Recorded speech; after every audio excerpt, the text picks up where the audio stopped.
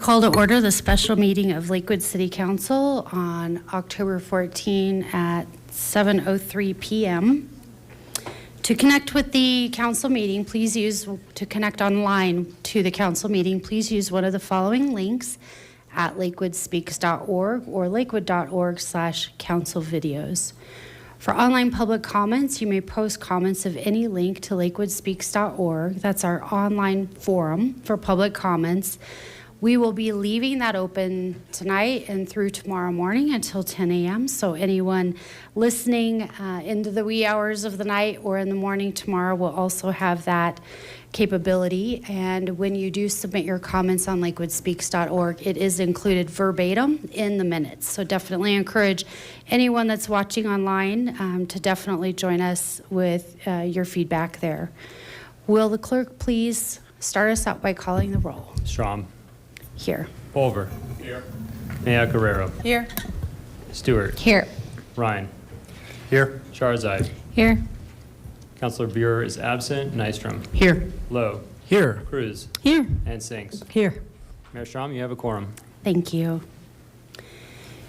If you are able to stand at this point, I would ask you to do so to join us with the Pledge of Allegiance. After that, we'll remain standing for a moment of silent prayer.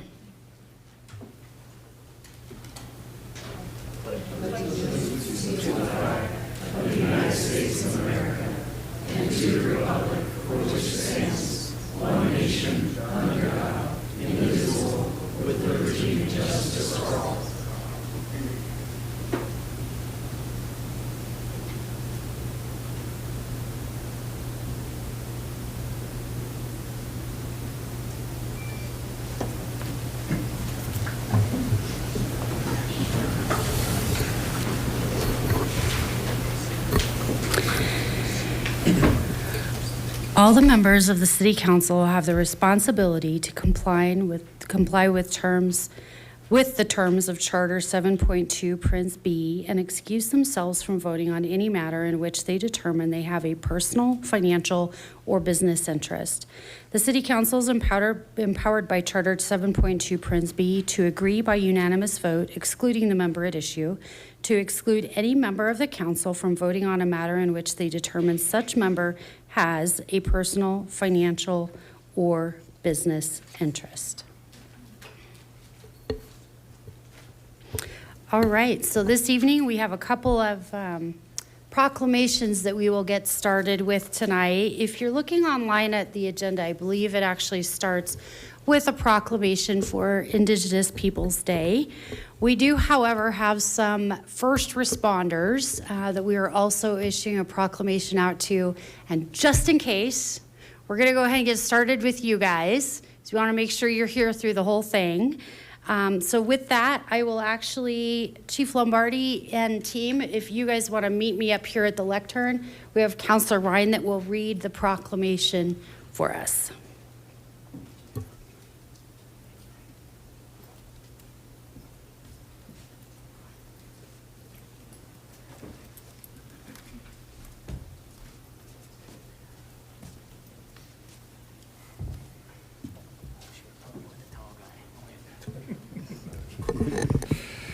A proclamation recognizing West Metro Fire for exceptional service during the 2024 fire season. Whereas West Metro Fire Rescue, a full-service all-hazard fire and rescue agency, serves nearly 300,000 residents across the cities and towns of Lakewood, Morrison, Golden, Wheat Ridge, Edgewater, and parts of Jefferson and Douglas County. And whereas West Metro Fire Rescue has been leading critical efforts in containing and extinguishing multiple fires, including the Quarry Fire, Fort Fire, and Ken Carl Fire. And whereas the Quarry Fire, which began the night of July 30, burned 580 acres and threatened hundreds of homes in Jefferson County. Due to the swift response and expertise of West Metro Fire Rescue and partnering agencies, no structures were lost and the fire was fully contained. And whereas the Ken Carl fire, sparked by lightning on August 6, was quickly controlled to less than half an acre thanks to the diligent efforts of West Metro Fire Rescue in collaboration with the Ken Carl Rangers. And whereas West Metro Fire Rescue's exceptional leadership, bravery, and dedication ensured the safety and protection of our community during these dangerous events, demonstrating its commitment to preserving lives, homes, and the environment. And whereas these efforts, along with the ongoing service to the community, exemplify the highest standards of professionalism, teamwork, and public safety. Now, therefore, on behalf of the City Council and the people of the City of Lakewood, I, Wendy Strom, Mayor of the City of Lakewood, Colorado, by virtue of the authority vested in me, do proclaim the community's appreciation and gratitude for West Metro Fire Rescue. Thank you.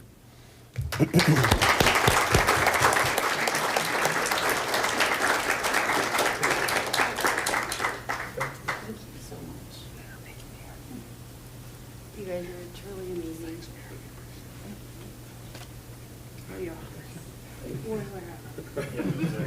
If you would like to say, any of you would like to say a few words. If you want to say anything. I see my 3 minutes. Good evening, I'm Don Lombardi. I'm the fire chief for West Metro Fire Rescue. And really such an honor for the resolution from Lakewood City Council be recognized. But again, we're your partners. We work with all of you and collaborate with all of you. Just really quick, I'd like to introduce our folks. Brendan Finnegan's our captain. He oversees our wildland program. Deputy Chief Jeremy Metz. Firefighter Ian Parker's here. Our shift commander and division chief, Gary Armstrong. He oversees the whole shift, so when things go bad, he runs them all and makes me look good. This is Brad Nelson, engineer Randy Stoll. We've got Lieutenant Mike Brule, and we have over here Sean Jewell, who's our division chief, who oversees all of our special operations, including our wildfire wildland team. And so we're very appreciative of this, but we do, when I say we're partners with all of you, we talked about after the Marshall Fire how devastating that was and how you all asked how Lakewood could really be part of all of this. And I have to say, and these folks here can attest to it, that you've been all super great partners in what we do through a lot of stuff with your rangers and then also with what we do from a mitigation perspective and all of that, and really taking that into account. And I have to tell you that it does work. It's been amazing on the stuff that we're able to do now that we have mitigation and that we're working together on that. So on behalf of all of these folks here, all of our firefighters, our board of directors, and all of the citizens of West Metro Fire Rescue, we thank you very much for recognizing us. We appreciate it. Thank you. Thank you.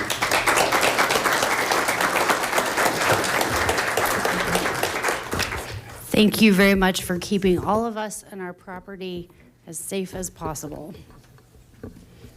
Not an easy feat next to all this beautiful green open space.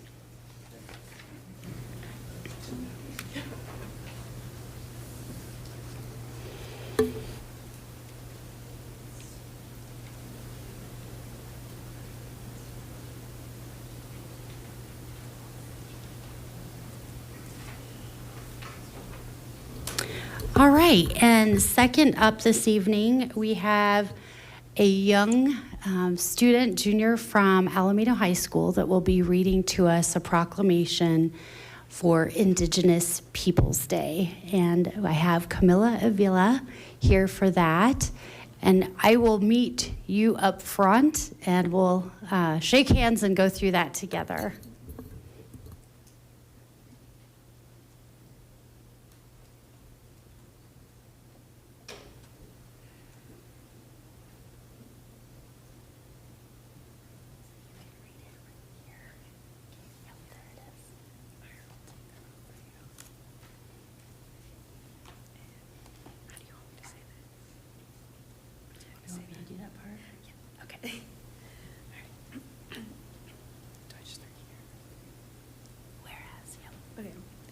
Proclamation, Indigenous Peoples Day.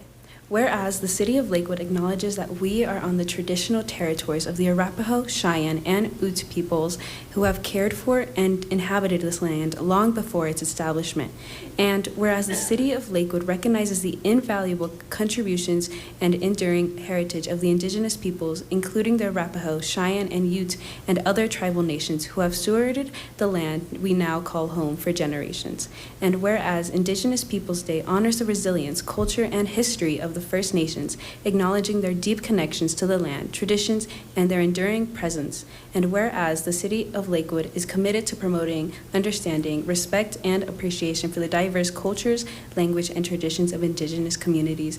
And whereas Indigenous Peoples Day provides an opportunity for all residents to learn about the history, experience, as contemporary issues facing Indigenous peoples in our regions and beyond. And whereas the City of Lakewood recognizes the importance of acknowledging the Indigenous peoples of this land and encourages all residents to engage in meaningful conversations, education, and activities that promote awareness and respect for the rich heritage of the First Nations. Now, therefore, on behalf of the City Council and the people of the City of Lakewood, I, Wendy Strom, Mayor of the City of Lakewood, Colorado, by virtue of the authority vested in me, do hereby proclaim October 14, 2024 as Indigenous Peoples Day.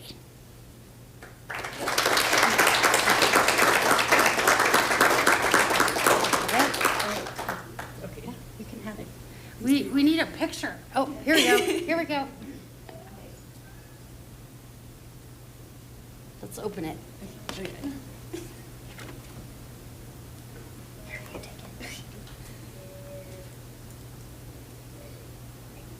Over here. Thank you so much.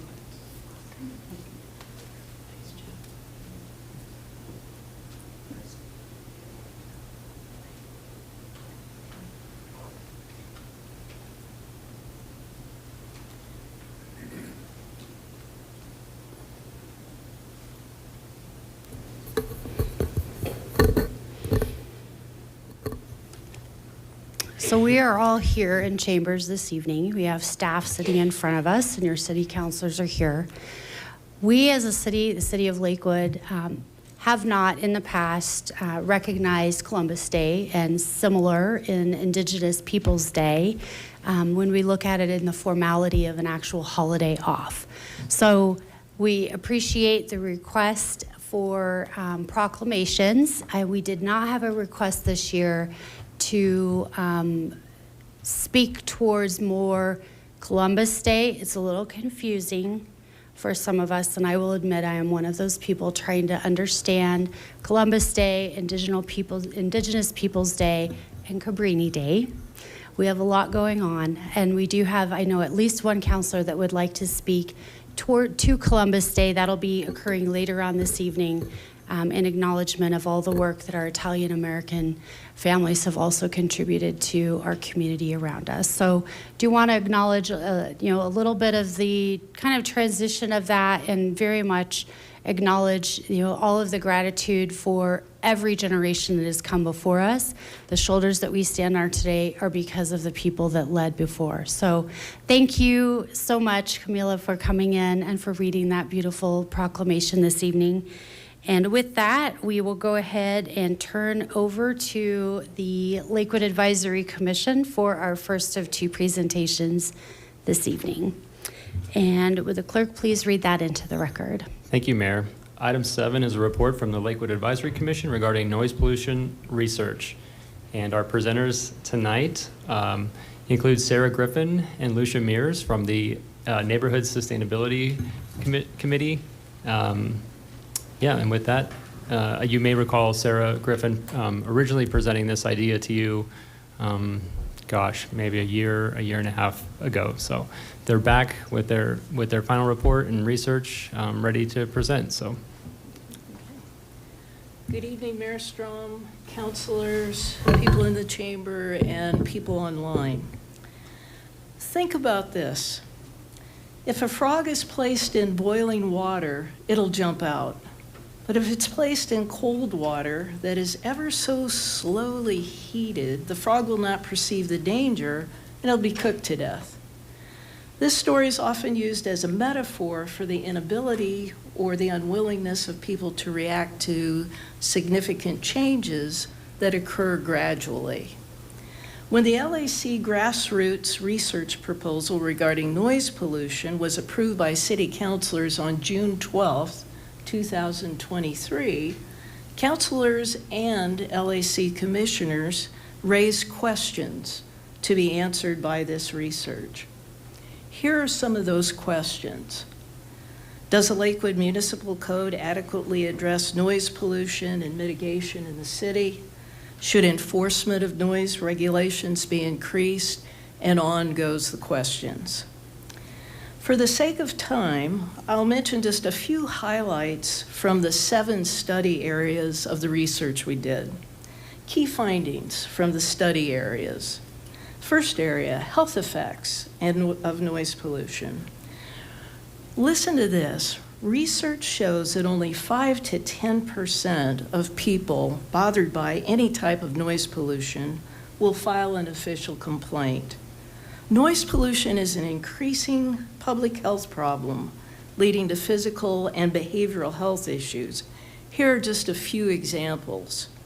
Increased stress, sleep disturbance, depression, aggressive behavior, and on go.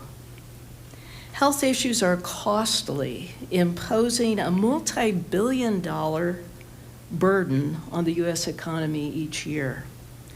Research confirms that there's a relationship between noise, guns, drugs, gangs, and crime. Elkhart, Indiana's noise control officer did more drug busts than his fellow officers, and he was actually investigating noise complaints, not drugs. Research shows that city anti-noise pollution programs are a great tool to reduce crime, yet many cities and police departments don't take it seriously or enforce noise laws. The second study area, airport, highway, demolition and construction, equipment, and motor vehicle noise pollution. We all experience noise pollution from air and road traffic, from gas-powered landscaping equipment, from motorcycles, loud vehicle stereos, aftermarket mufflers.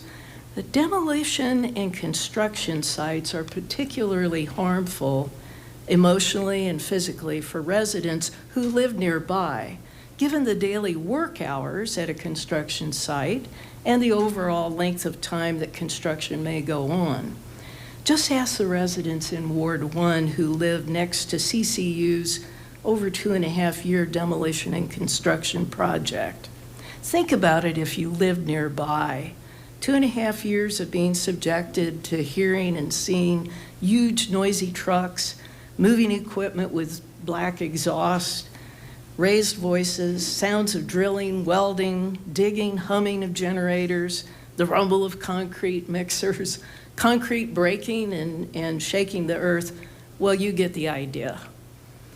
Lakewood demolition and construction permitting should require a best practice demolition and construction noise plan that includes noise monitoring, heavy truck routing, temporary noise abatement measures, noise complaint hotlines, project noise limits, requirements that on-site equipment be well maintained, and timely enforcement of fines for noise plan violations.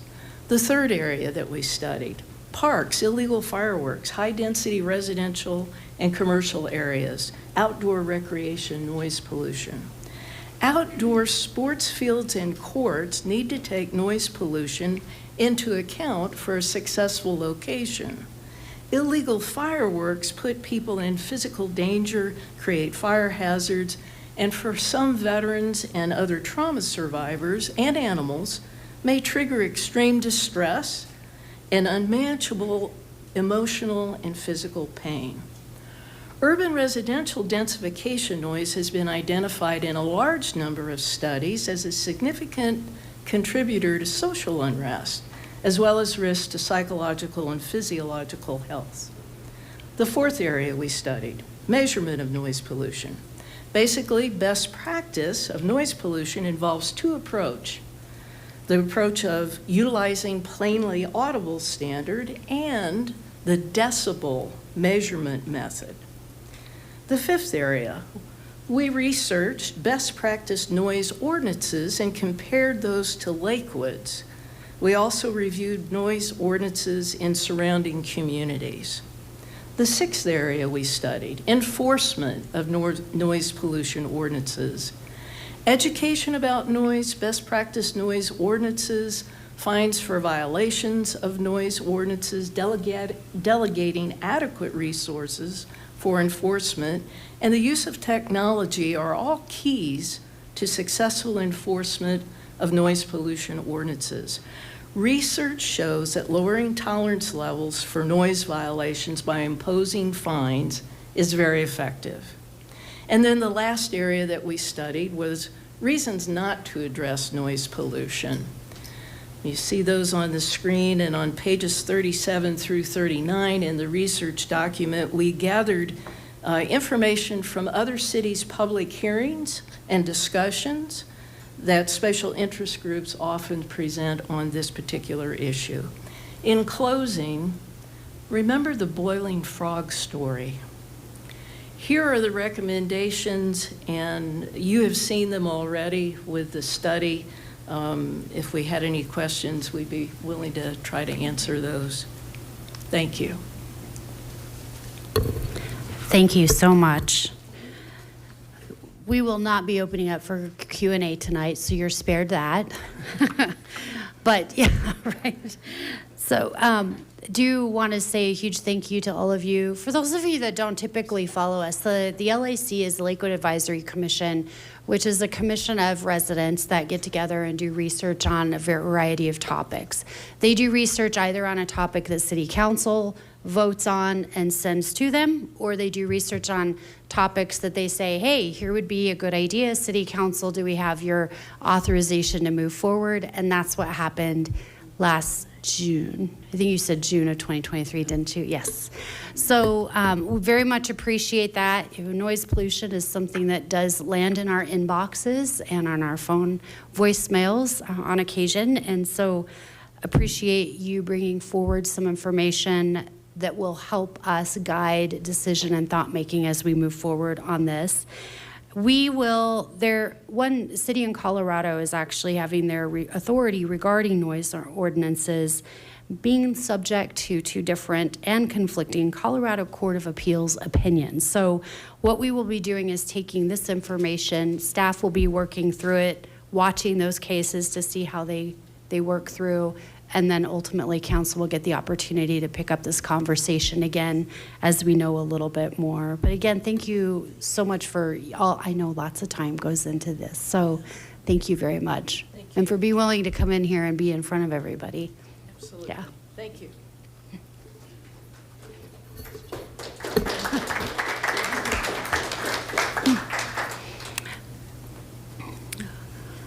Oh, Mr. Robb, will you read our next item into the record, please?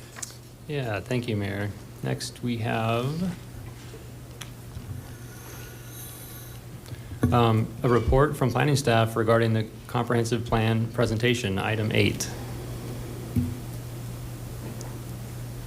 Okay, and with that, to introduce this topic, we have Mr. Travis Parker here, the Chief of Sustainability and Development Branch. Good evening, Mayor and Council. Some of you may be aware that we are undergoing a comprehensive plan update. For over a year now, planning staff has been working diligently, and many members of the community have put in a lot of hours and a lot of time gathering opinions and working hard to update our comprehensive plan. The two staff that have been leading this effort are here tonight to present to you our efforts and what's coming up. So I'll pass it off to Roger Wadnell and Christy Ivanov.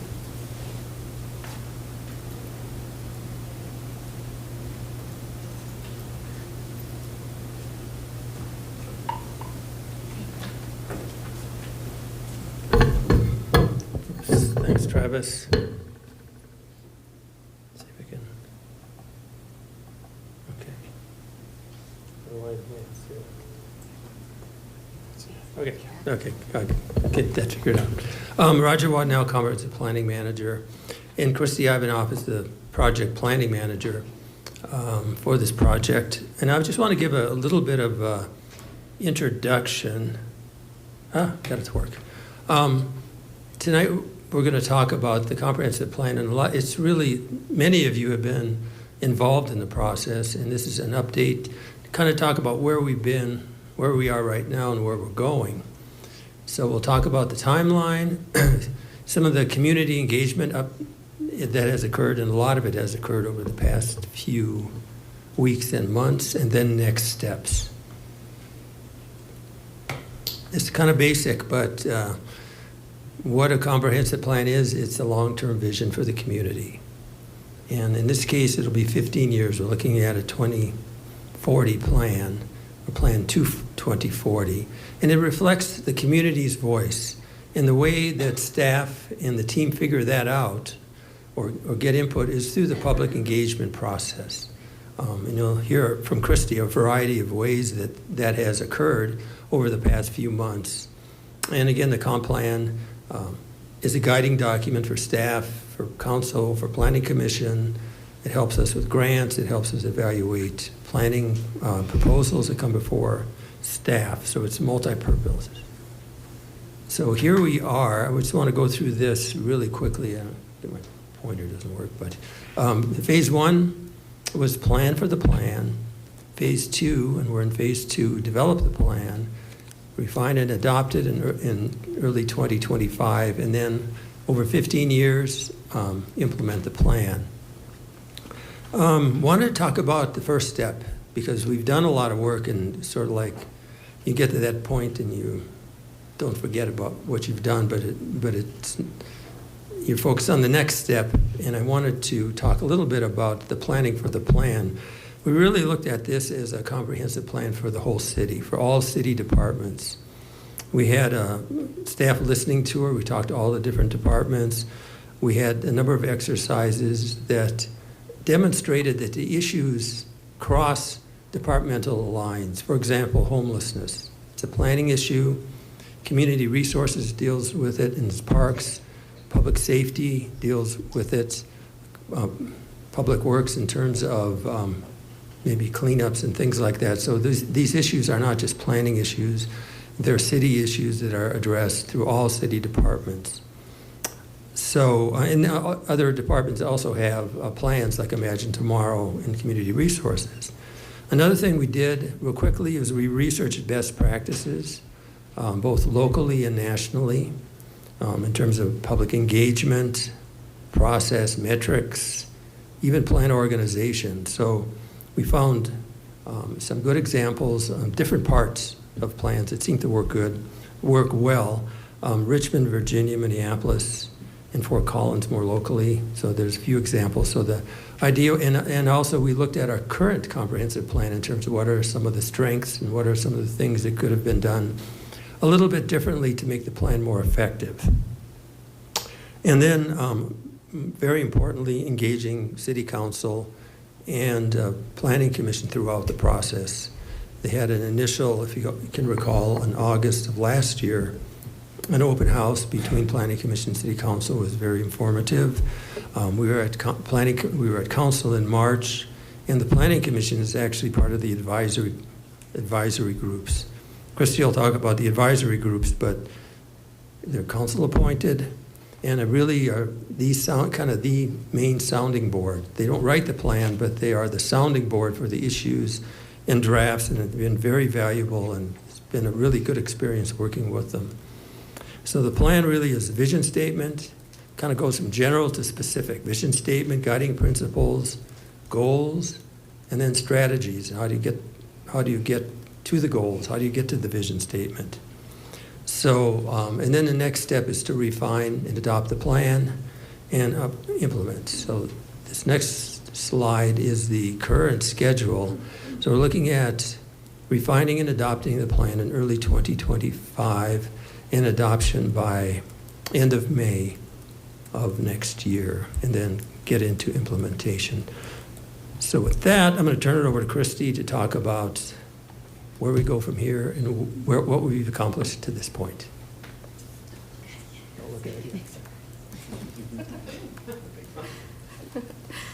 Good evening, Mayor and City Council. My name is Christy Ivanoff. I am a senior planner with the Comprehensive Planning Division. There are a lot of great community engagement updates that we are excited to share with you tonight. So the public process kicked off back in January with the start of Phase 2, develop the plan, and has included several engagement activities over the last 10 months. Such as the Vision and Value Survey, attending community meetings, hosting open houses, forming and meeting with community advisory groups, outreach to the Lakewood Spanish-speaking community, pop-up events, and ongoing outreach and communications through the project website, project newsletter, and all city channels. This slide here illustrates the ongoing effort or the ongoing count for engagement numbers that staff continue to add on to. For example, staff have estimated over 800 conversations with community members about the project so far. The next slides will provide more details about each of these activities. The project website, lakewood.org/envision Lakewood 2040, has been the informational hub since the fall of 2023. The project website features 2 other web pages, including the Engagement Hub and the Advisory Group website. As of tonight, 261 community members have signed up for email updates. Project updates and ways to participate have also been widely communicated through city channels, including Friday reports, social media, Looking at Lakewood, emails to advisory group members, registered community organizations, partner organizations, and more.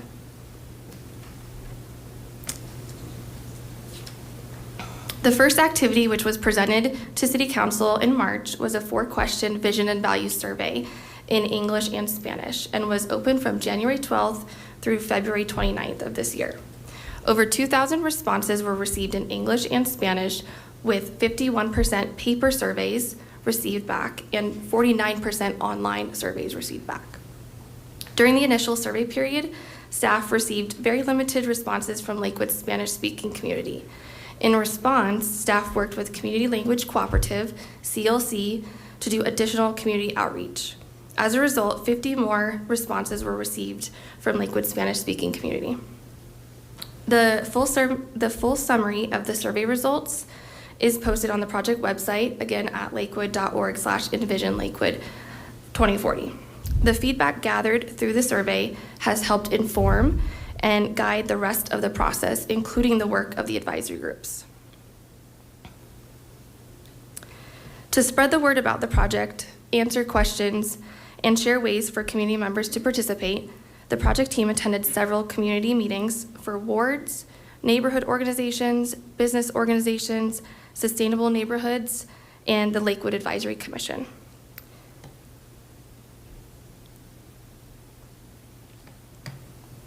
There have also been several project-focused open houses. Last year in August, as Roger mentioned, an informational open house for City Council and Planning Commission was held to introduce the project. And then in April of this year, 2 open houses were held on the same day that offered a lunchtime option and an evening option to share the vision and values survey results, as well as to promote the advisory group application.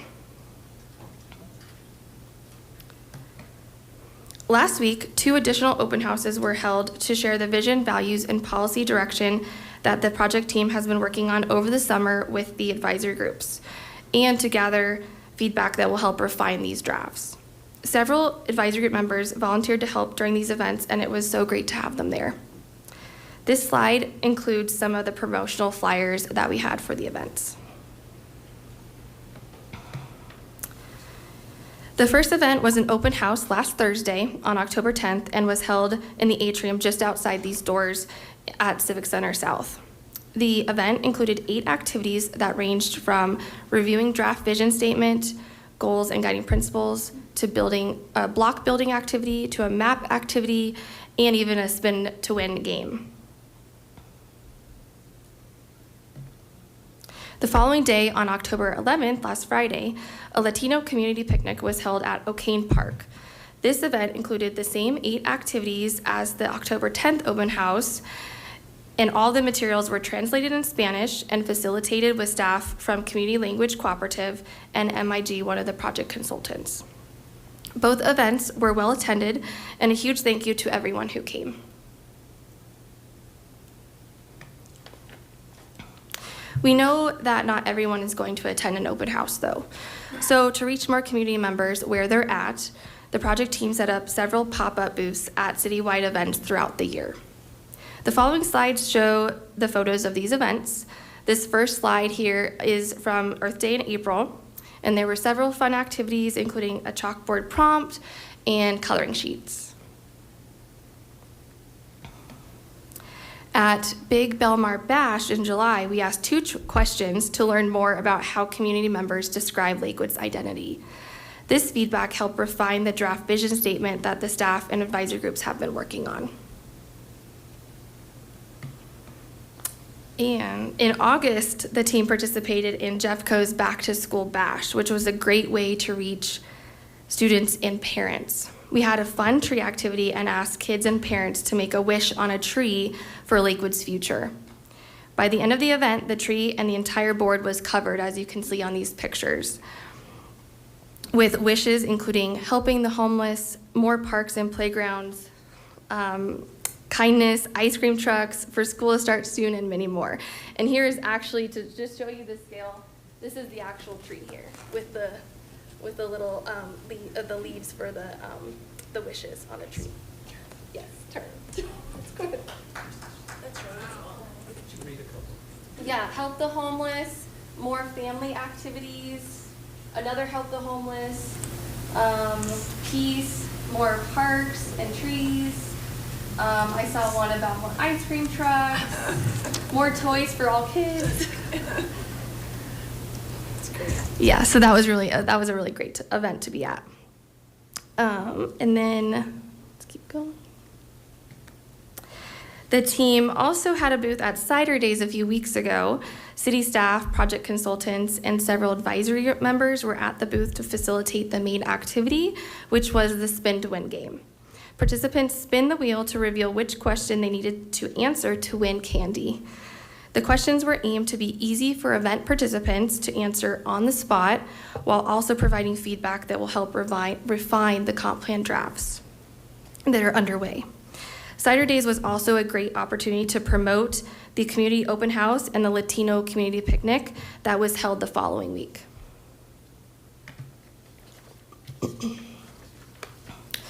Another important part of the engagement process for this project has included forming and working with community advisory groups, which we have alluded to several times before, to have in-depth conversations with community members and staff about the vision, values, and policy direction that will guide the comprehensive plan update. In May, through an application and selection process, the Community Engagement Ad Hoc City Council Committee appointed 51 community members to serve on 3 advisory groups: the Community and Quality of Life Advisory Group, the Housing and Economy Advisory Group, and the third, the Transportation, Green Infrastructure, and Systems Advisory Group. Each advisory group is comprised of the appointed community members and Planning Commission representatives, and receives support from city staff and project consultants, which include CDR and MIG. Over the summer, there have been 9 advisory group meetings, and a 10th meeting is scheduled for November. So far, an estimated 650 hours have been spent by volunteer members participating and preparing for these events, and there is more coming. During the advisory group meetings, members have reviewed and provided feedback on iterations of drafts for the vision statement, guiding principles, goals, and strategies. And these are the vision elements, as shown here on the slide, that will make up the framework of the comprehensive plan. The meeting summaries are also posted on the project website. So that was a very quick summary of the engagement process that so far, and the next steps include at the end of November, after the 4th advisory group meeting, the project team will finalize the vision elements, again, vision statement, guiding principles, goals, and strategies based on the extensive feedback from the advisory group members and community members. The team will also begin drafting the land use elements and the supplemental implementation framework. These 3 components will be developed over the winter, with staff and project consultants to meet the new timeline goals. As Roger mentioned, they are now planned to be shared in early 2025 to begin phase 3, refine and adopt the plan. Thank you. Happy to answer any questions.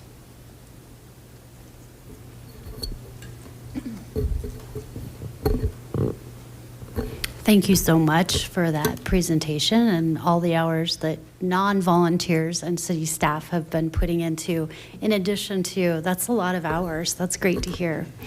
We'll go ahead and open up questions this evening with Mayor Pro Tem Sharazai.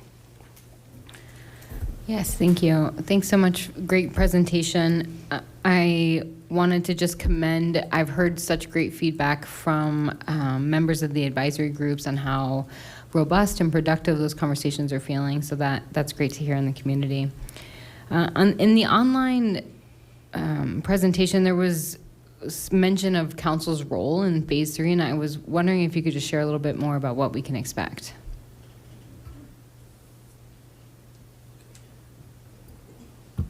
On phase 3, well, again, as Chrissy mentioned, the key elements are the goals and strategies that are being developed. And there's been a lot of work that's been done, but they need some refinement and additional review, like there's one more advisory group meeting. So as far as council's role, once a draft is put together, we have a working session scheduled in, I have a cheat sheet here, March of next year. And then there's time between that and planning commission's involved as well.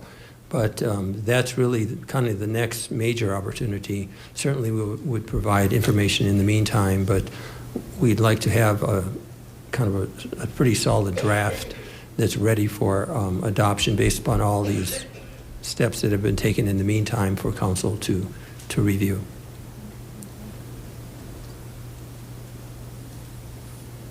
And that may be the only question we have this evening. Councilor Mayotte Guerrero. Thank you.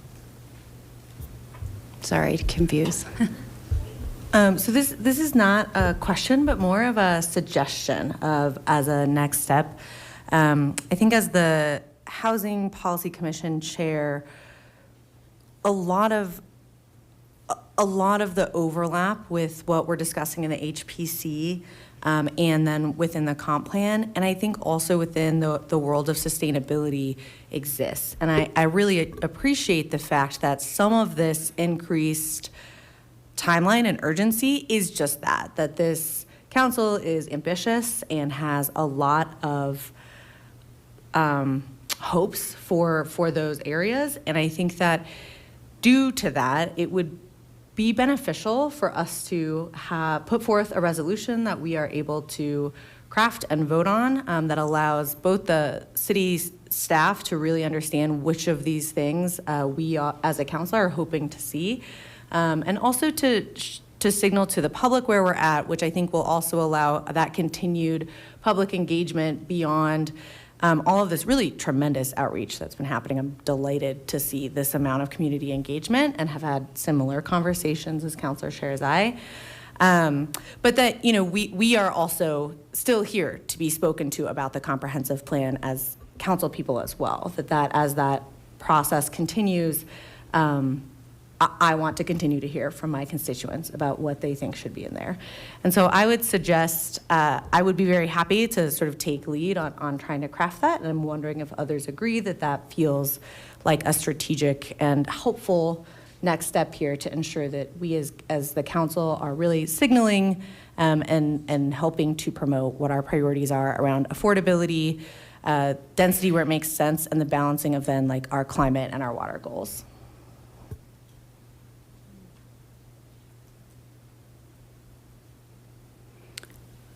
Councilor Lowe.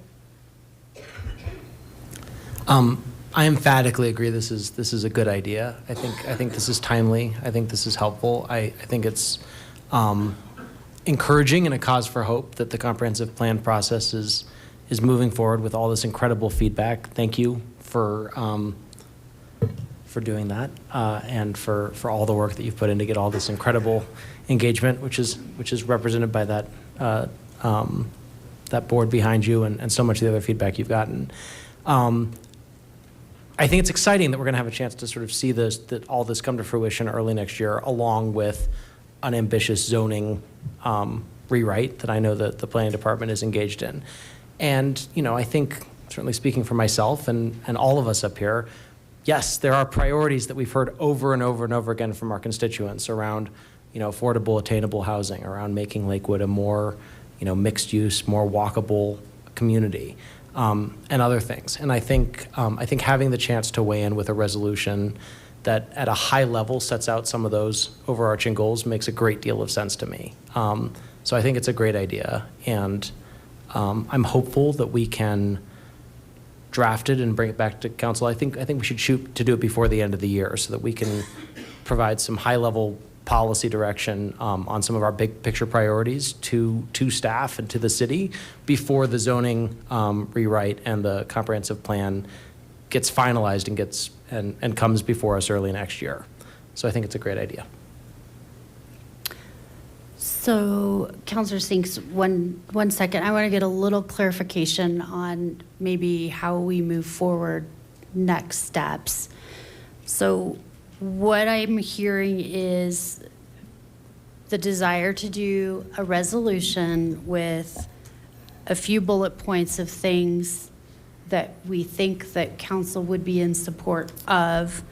Would that be you are writing it or working with legal? Of course, for those of you in the room, whether you follow or whether you don't, we work as a body. So the things that we work on, it does take a majority at least in order to move those forward. So we would want to come to some consensus tonight on if that is something that the council would like to move forward with. Yes, I think that if we have that consensus, and I was definitely seeing head nods, but I leave it to you to make that determination, Mayor. I think preferably I would like to work with the attorney's office to ensure that we're really within the bounds of what our role is here. I think that I want to walk the line of honoring and supporting the really community-driven focus of this process while also creating some clarity, again, both for staff and for the community about where this body sits on some of these issues. So yes, I think that would be my recommendation. I will also say that Councilor Lowe and I have had some similar discussions and sort of we're in this same space of wanting and having energy around this. So I think that I will go ahead and volunteer my colleague here to work with me on that. If you're amenable, wonderful. As we both do also serve on the HPC, but yes, we would prefer, I think, to work with the attorney's office if there's capacity for that. Okay. Councilor Sinks, did you have a question about the comprehensive plan or the proposed resolution? The proposed resolution, Okay. more of a comment. Yeah, as Councilor Mayacarero has been talking, I've been thinking about our dashboard. And so as you do the resolution, I would just be interested in seeing any intersection between what we did at this year's retreat, and then also might comprehensive plan also guide some things that we do at next year's retreat. Just some thoughts about that could be added to your volunteer work. Thank you. Any other council questions regarding the proposed resolution? Okay, well, let's go ahead. If you feel like you have enough information and would like to see Councilor Mayacarero, Councilor Lowe work with staff to come up with some things to include in that resolution, let's go ahead and do a vote so we've got something on the record. And so a vote yes would be to move forward with that resolution, understanding that once it does come back to us, there's always open for amendments.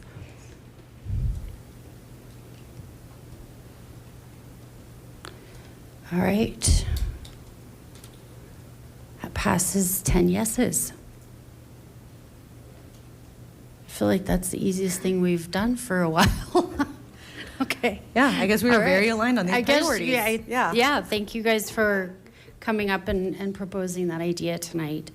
Okay, we've got that done, and before we let our wonderful staff go, do we have any other questions about the comprehensive plan process and or progress? Nope. Okay. Thank you both for joining us and for all your work you're doing on this.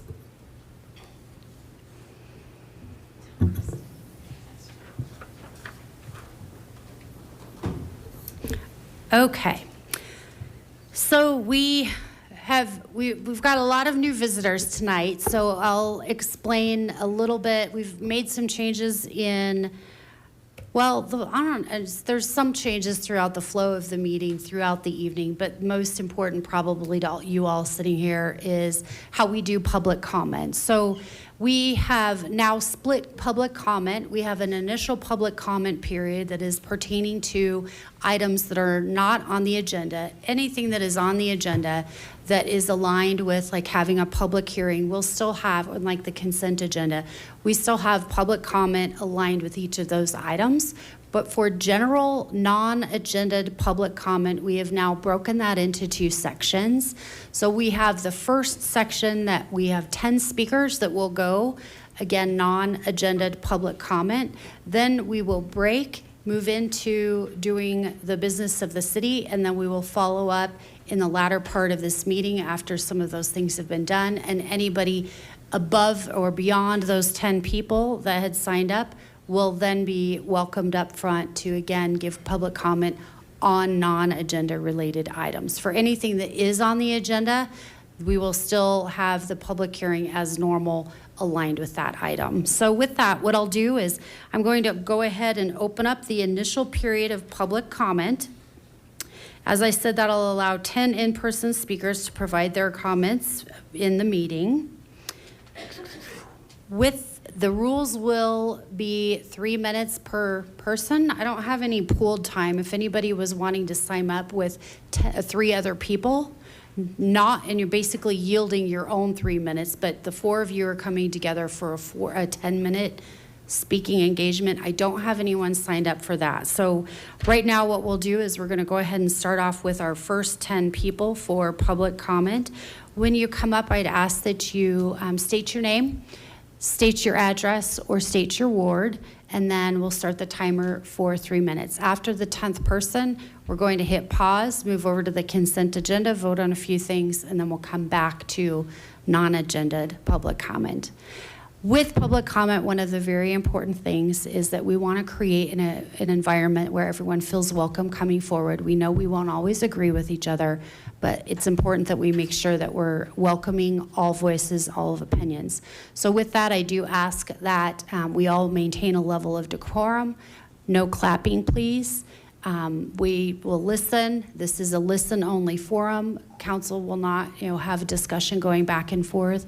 If you're looking for that, you'll also want to email or reach out to your city councilors or myself, and we can certainly provide you more information, answer questions, and things like that. But tonight, we get to hear from you.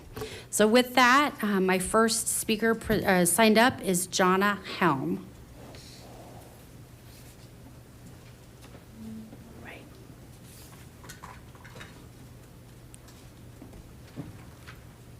Welcome, Ms. Helm. Thank you. Good evening, Mayor Strom and City Council members. My name is Jonna Helm. I live on West 15th Place in Lakewood. I'm coming here before you in regards to the proposed new development at 1515 Whippoorwill Drive, which will include 44 2- to 3-bedroom apartments and will generate close to 300 car trips per day through our small neighborhood. The development site is located on an extremely steep hill that is developed on a known landslide area. Directly below and surrounding the apartments are single-family homes. There is significant concerns, including flooding and drainage issues, the safety of Youngfield Street, with a single entrance and exit through Youngfield on a blind turn that has already 4 major accidents in the last 8 months, including a head-on collision between a motorcycle and a car missing the blind curve and plowing through our garage at a high rate of speed. Those 2 incidents alone could have potentially killed 12 people.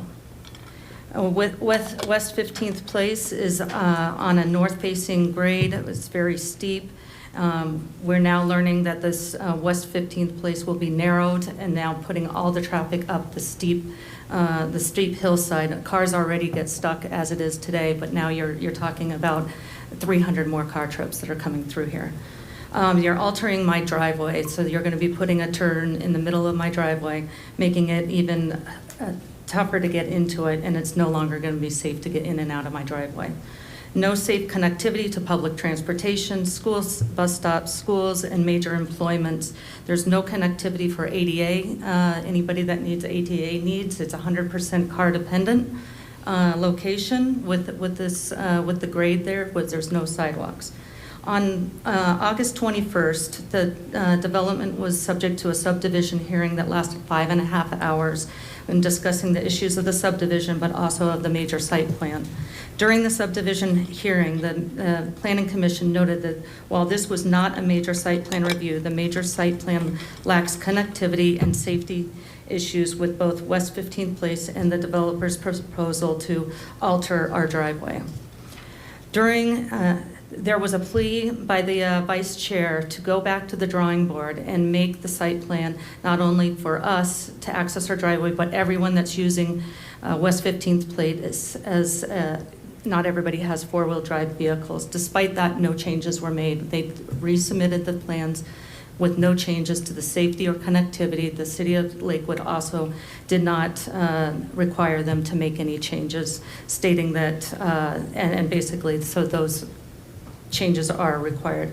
As you're probably aware, the major site plans do not need to go before the Planning Commission. We are asking and we're pleading with you that because of the site suitability, the connectivity, the variances that are given, and the public concerns surrounding 1515 Whippoorwill Drive, that the major site plan review be turned over to the Planning Commission prior to the final decision being made. Thank you. Thank you.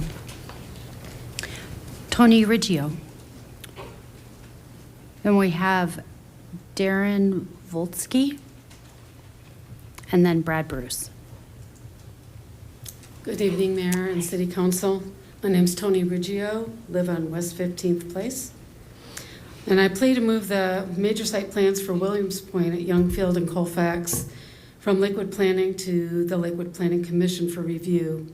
Many exceptions and variances have been made to mold this development into fitting a round peg into a square hole. It does not look at everything in its totality, but rather compartmentalizes individual pieces. The proposed ingress and egress for the Williams Point development is a dangerous and precarious intersection. The traffic engineer design standards for this is the document for which the city and the developer is relying on to bend the intersection to their will. It says that it requires the ingress and egress to be at a lesser collector road if there is responsible or reasonable access. The access point is completely unreasonable for this proposed multifamily complex that is coming off a narrow two-lane road with all the complexities that I will address. Please be aware that Youngfield Street between Colfax and 20th Street is only a two-lane road and nowhere to expand or improve to put in, or even to put in a turn lane. Further north of Youngfield Street, it was widened for all the additional developments. With this particular stretch of Youngfield, there is housing on both sides and an agriculture ditch, and no way to widen this stretch of road any further. It barely accommodates the increased traffic flow that regularly backs up. It is a literal bottleneck situation whenever traffic is diverted to it, which is more and more frequent with the increase of accidents both nearby and on I-70, as well as the general population and traffic growth. The complexity of this ingress and egress for the lesser collection road is actually 3 roads, not 2, that converge within feet of each other. There's a blind curve on Youngfield, a 10% grade on 15th, and which is no outlet, and there is nearly a U-turn onto Youngfield Drive, which is right next to a private driveway with no room for the required easement. Can you please tell me why this is not a recipe for disaster? Currently, there are only 13 homes accessing this egress and egress, and we all have four-wheel drive vehicles to make it up the steep grade. Is this the best the city and developer can do? Is a lesser collector road, 2-lane road, reasonable access given what I have presented and have brought up on numerous times with our Ward 1 members? I'm aware you do not see what we see and what we live on a daily basis. I invite all of you, and I know many of you have been there, but I invite you to come out on a snowy day or in rush hour and spend a few hours, and then envision 300 plus additional car trips coming in and out of this access point. Then ask yourselves, is this the best we can do? Is it fair for low-income housing residents to have no functional connectivity to drive or walk to and from work, school, grocery stores? Is it fair to put them on a steep grade without four-wheel drive or all-wheel drive? Those of you who actually come to this site, if you do not have a four-wheel drive vehicle, please drive it on a snowy day so that you could see what we've demonstrated many times in many scenarios with the accidents and videos and photos. It seems that nothing is getting through. How many people will needlessly lose their life or be injured at this location due to your inability to listen or take us seriously? Will the cost savings of not putting this ingress and egress at Colfax that we continue to demand have been worth it? I have one more paragraph if you want to hear it, but my time's expired. Yeah, your time's expired. Okay. Thank you. We do have Lakewood Speaks, though. Yes, that'll go on there. Thank you. Darren Volsky, then Brad Bruce, then Celia Greenman.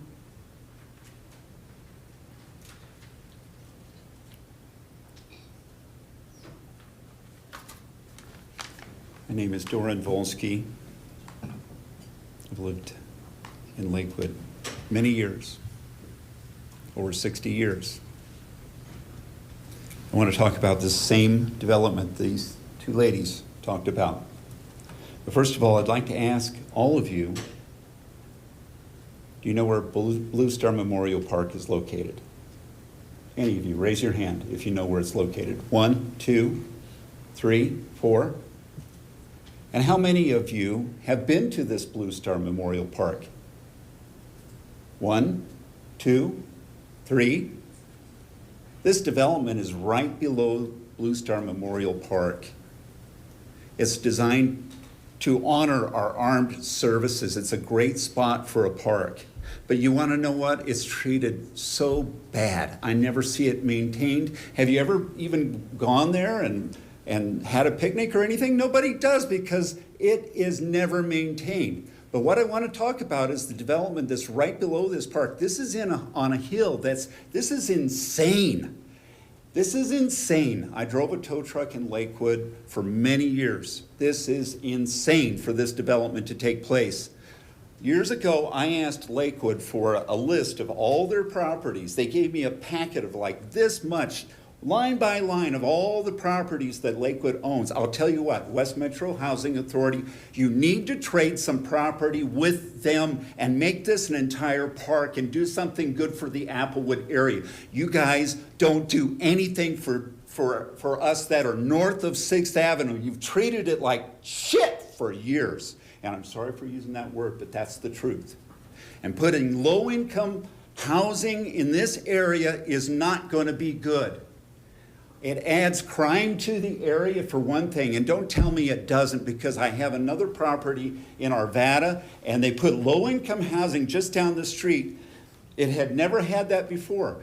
And then the overpass right beside it off of Garrison and the I-70 frontage road is now graffitied all over the place right next to the low-income housing. And you're going to take this neighborhood of good citizens, tax-paying citizens, and you're going to take tax dollars to build a development for low-income housing, and you're going to destroy a community. You are going to destroy these people. There's homes already up for sale. You're destroying this community, and I'm pleading with you to look into this. Meet me out there. My number is a cell number, 402-363-4111. You can call me anytime, day or night.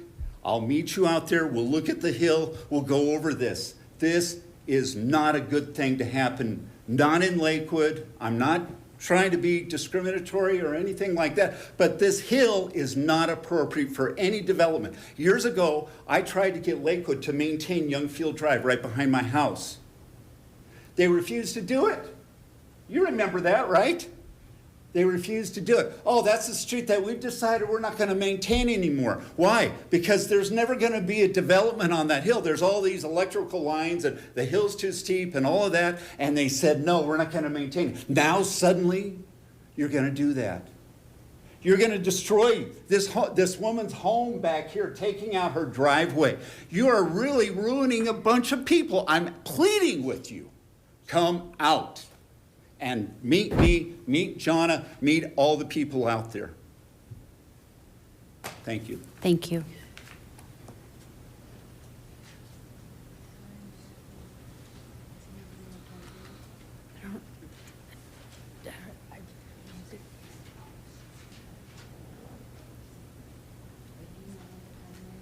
No, I have time.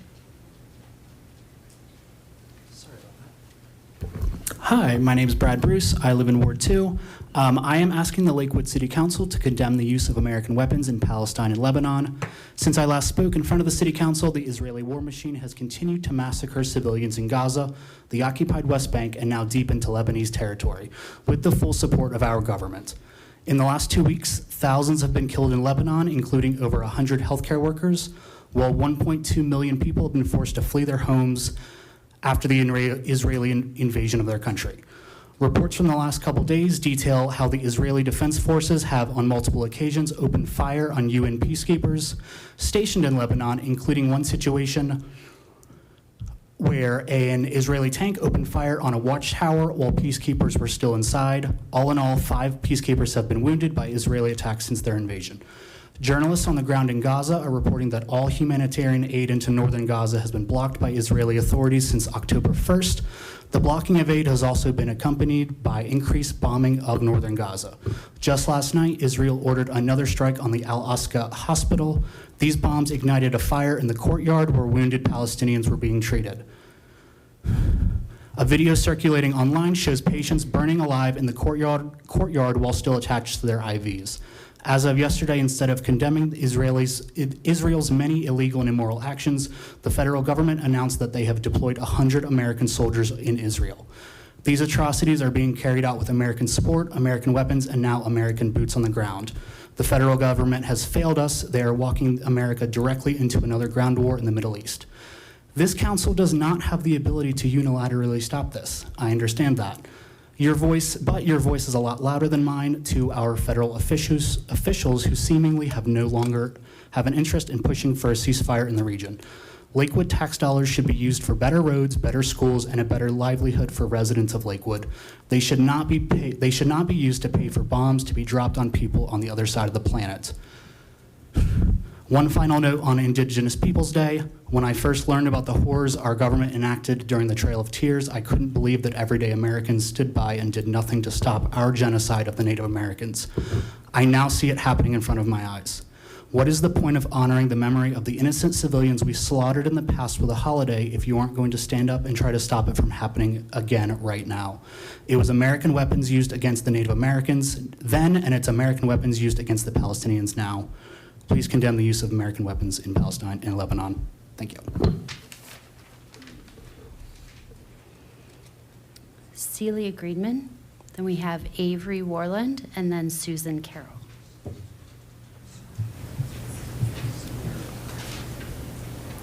Good evening, Mayor, City Council. I'm Celia Greenman. I'm in Ward 2. I am here to talk about the Whippoorwill project. I have been involved with the Belmar Park West project. That was submitted to the Planning Department in 2021 and was making its way through the department for a couple of years when people became aware of it and started to have concerns and protest before City Council. Then last March, the project was recommended by the planning director to go to the Planning Commission for review.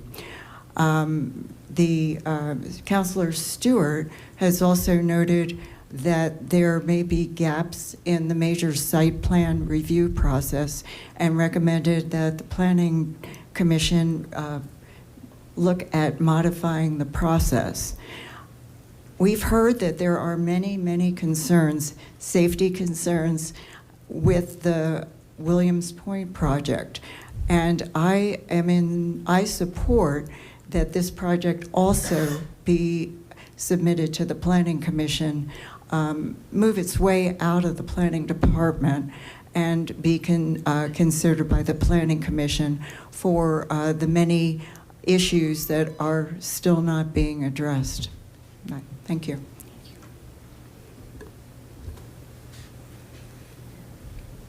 Avery Warland.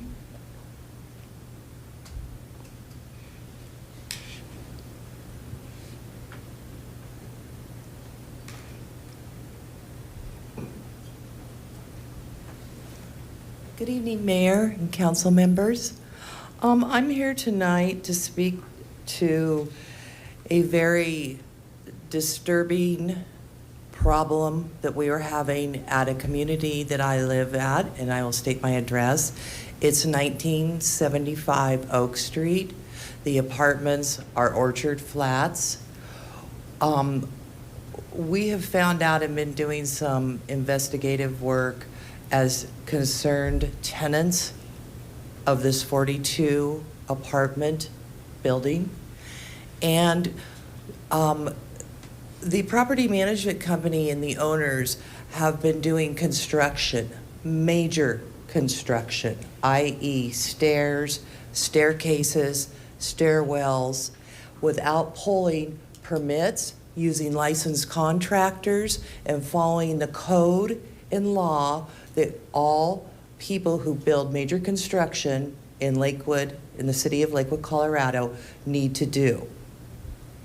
And since we have brought this to the attention of the city of Lakewood Building Department, I have been, because we've been trying to get the city of Lakewood Building Department to actively enforce these issues that are going on and hold BRC multifamily real estate and multifamily property management accountable for this, because these stairs are very, very hazardous. They took materials from 1972 and incorporated them in 2024. They presented no plans to the city to modify and update this project. And as a result of me speaking and coming forward with this information and working diligently with the City of Lakewood Building Department on these very, very serious hazardous situations at Orchard Flats Apartments, I have been getting persecuted by BRC. I have been served with an eviction notice after serving them a warranty of habitability letter. I have been threatened by them. I have been charged a maintenance fee for having to speak to the Lakewood Police Department and speak with the maintenance supervisor because of unregulated workers there, parking in fire zones, smoking on balconies, very, very loud music when they're remodeling older apartments that they're trying to update, all things that the tenants who live there and pay money are in violation of their lease when they do that. And we would just like to take the time to bring this property management, BRC real estate, up to code and respect Lakewood's laws. Thank you. Thank you for your time. Next, we have Susan Carroll, and then Erin Lawler, and then Patricia Mellon.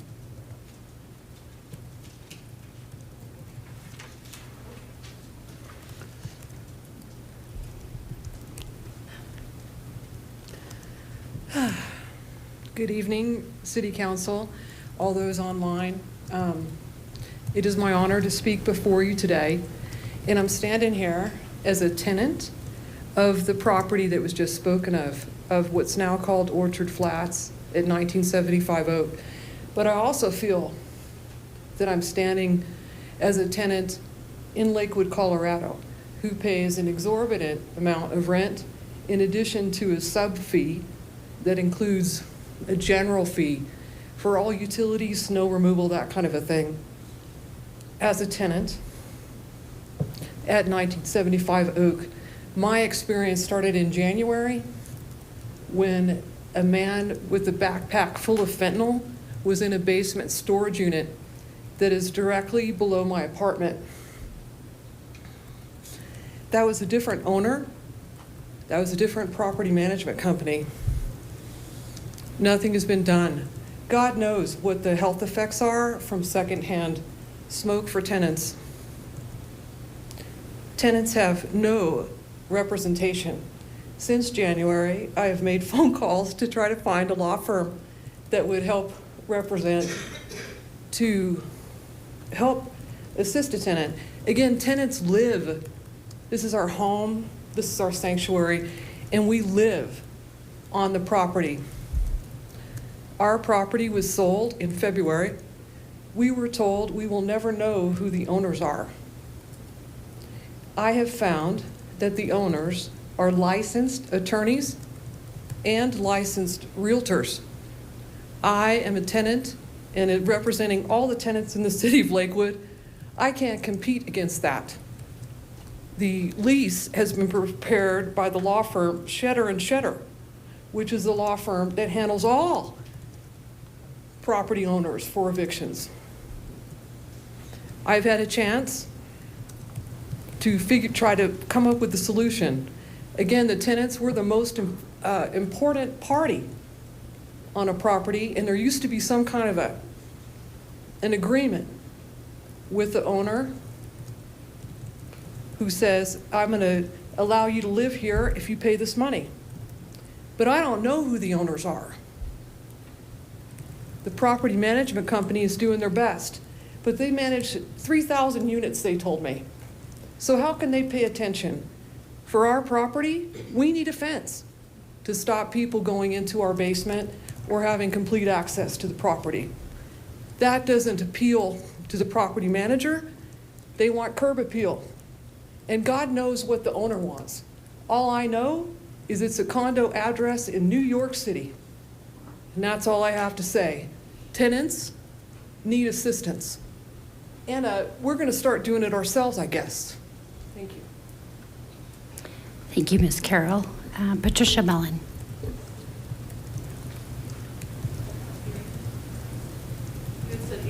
Oh, you're right. Sorry, we have some scratching out going on. Erin Lawler and then Patricia Mellon. Thank you. Good evening. Thanks for having us. My name is Erin Lawler. I live at 1525 Whippoorwill, so the proposed development of Williams Point is directly behind my back fence. The neighborhood is a beautiful mix of people, and I love living there, but what it is not is safe.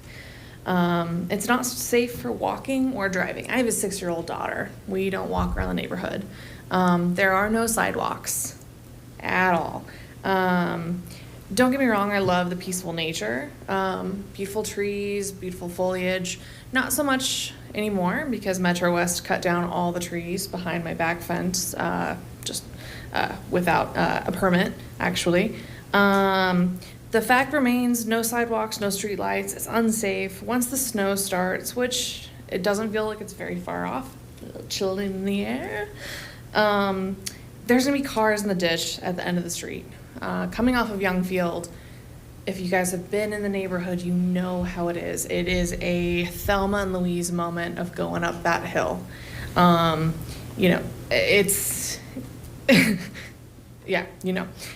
So the same street that is proposed where this happens is where they want to send in 300 cars in and out of this proposed area. Sorry, I got a little off track. Trust me when I tell you, having lived there for over 10 years, there's many issues and there will be accidents. There will be, every time you turn off of Youngfield, there's gonna be accidents. You race up the hill, you have to have 4-wheel drive. And then as you go up the hill, you have to hope that you have good grip on your snow tires. I have helped pull out strangers, neighbors, and friends that have fallen victim to our hill. Please hear me out when I say that this is not the hill to put 300 cars in and out of daily. In addition to the existing traffic issues we are already having on Youngfield Drive. I urge you to put this to the Planning Commission. Furthermore, I urge you to read the traffic engineer's design standards so you can see the standards being disregarded. Start with section 2.1 for starters. The city requires a connected street system with new developed. So there's no alternate route. This developer, that's where they want to put this in ingress and egress. It just doesn't make sense for our neighborhood. It's not safe. And I hope you actually come out and look at it. 8, 7. Yes.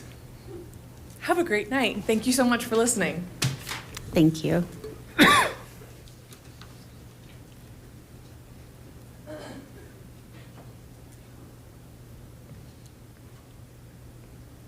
Yep, you're up. Lots of court training where you don't speak until spoken to. So, good evening. My name is Pat Mellon. I'm an attorney in Denver. I represent the Applewood community who you've just been listening to.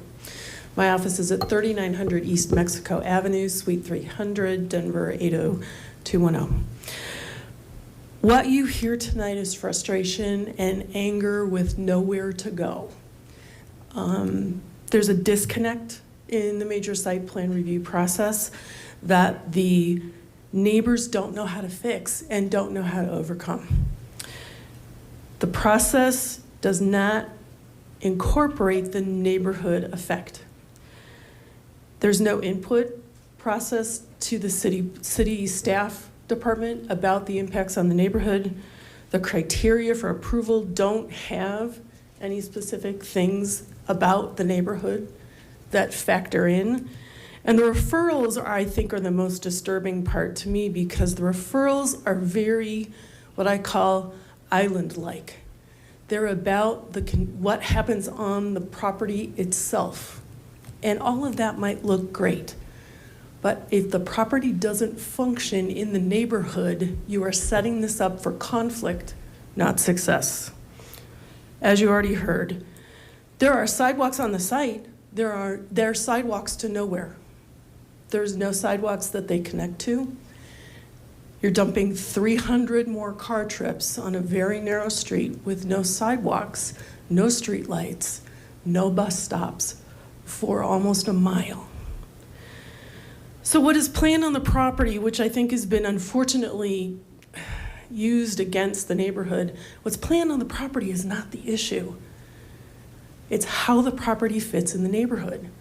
And are we doing it in a way that'll make the people who actually live in this new development, if it goes forward, successful, getting to work, getting kids to school, getting in and out with fire trucks and police support if it's needed.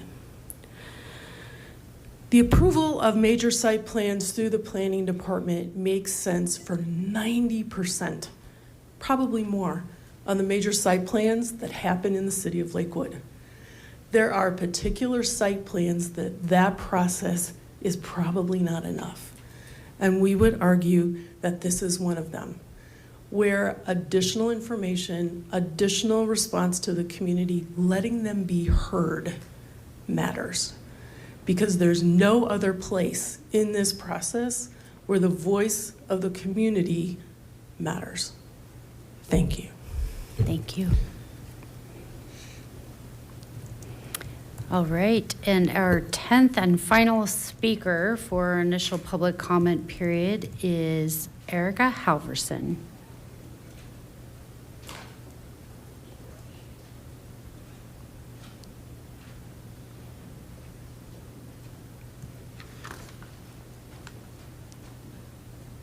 Well, good evening, Mayor and City Council members. My name is Eric Halverson, with an H. I also live at 1975 Oak Street. I'm here to support both Sue and Avery in what they're trying to do to improve our place where we live. We've had some challenges in the past few months. I just got word that the police department's been called 55 times between August and October. In the past week alone, we've seen the police department probably about 4 times. They're coming around quite a bit, and they're trying to help us out. My only complaint is that the ownership or the management company of this place doesn't care. They've lowered the bar to rent to people. They don't vet anybody. I had a lady move in downstairs from where I live. She has a pit bull.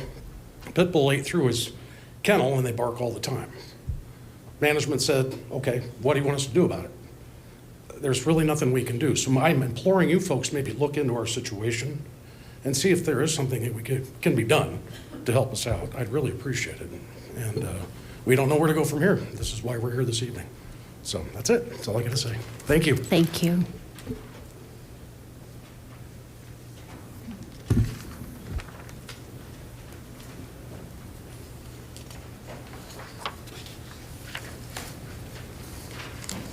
Okay, moving on to the consent agenda this evening. Counselors, do we have any items that anyone wishes to pull from the consent agenda?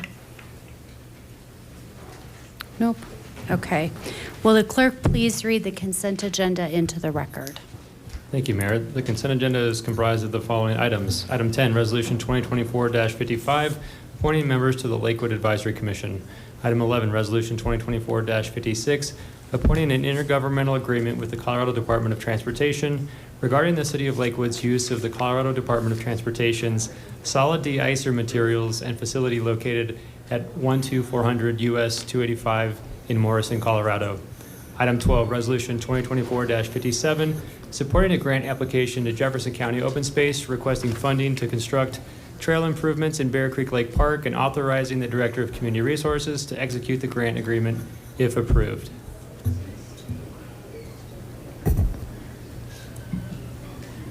All right, and with that, I don't have anyone signed up here to speak on the consent agenda. Would anyone like to speak on any items on the consent agenda this evening? Nope. Okay. Then I would ask for a motion, please. Mayor Strom, I move for the adoption of resolutions, all of which are included in the consent agenda items introduced into the record by the city clerk. Second. We have a motion and a second. Are there any other discussion and or questions from council? No. Okay. All right. With that, we'll go ahead and cast your vote.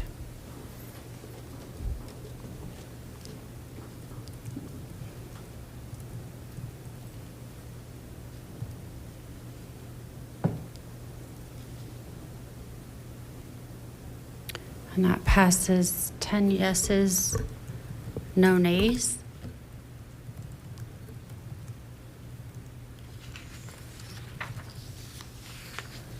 Will the clerk please read item 13 into the record?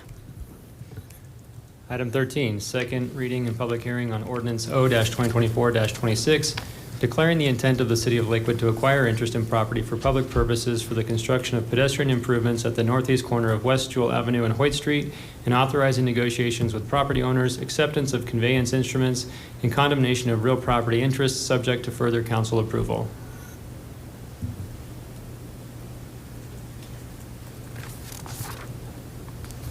I have no one who's signed up who wishes to speak on this topic up here. Anyone in the room would like to speak on this topic? Okay. We will go ahead and close the public hearing then. And with that, may I have a motion? I move for the adoption of Ordinance O-2024-26 on second and final reading. Second. Okay, thank you. Oh, sorry. Any council questions and or discussion on this item? All right, we'll go ahead. Oh, Councilor Stewart. Yeah, real quickly, I just wanted to say how delighted I am that we are investing in ADA compliant pedestrian infrastructure. I know this is a small thing, but for people who use wheelchairs or walkers or need a little bit of help turning around and getting on and off curbs, this makes a really, really big difference. So thank you.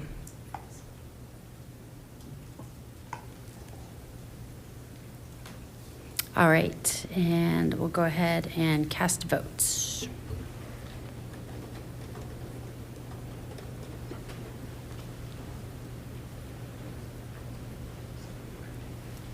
That passes 10 yeses, 0 nays.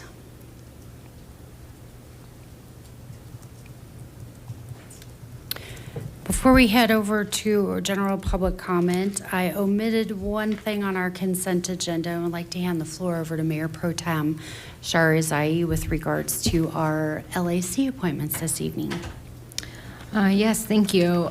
Just as always, want to thank and show gratitude for all the community members that step up and serve on our boards and commissions, and would love to just read into the record and welcome our newest Lakewood Advisory Commission members, Mr. Robert Adams, Mr. Bradley Bruce, and then Mr. Eduardo Forte Sheen.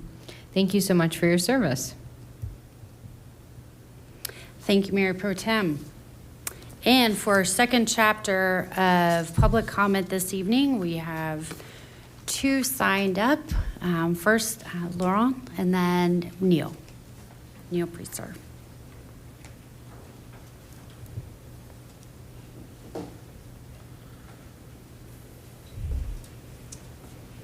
Good evening, Mayor and Council. I'm Laurent Mayon. I live in Ward 1. I've been there for 15 years. And we're here, I'm not sure if we're doing this exactly in the right order, but we're here to make comments relative to a non-consent agenda item that comes a little bit later. So it's about fireplaces and gas fireplaces in particular.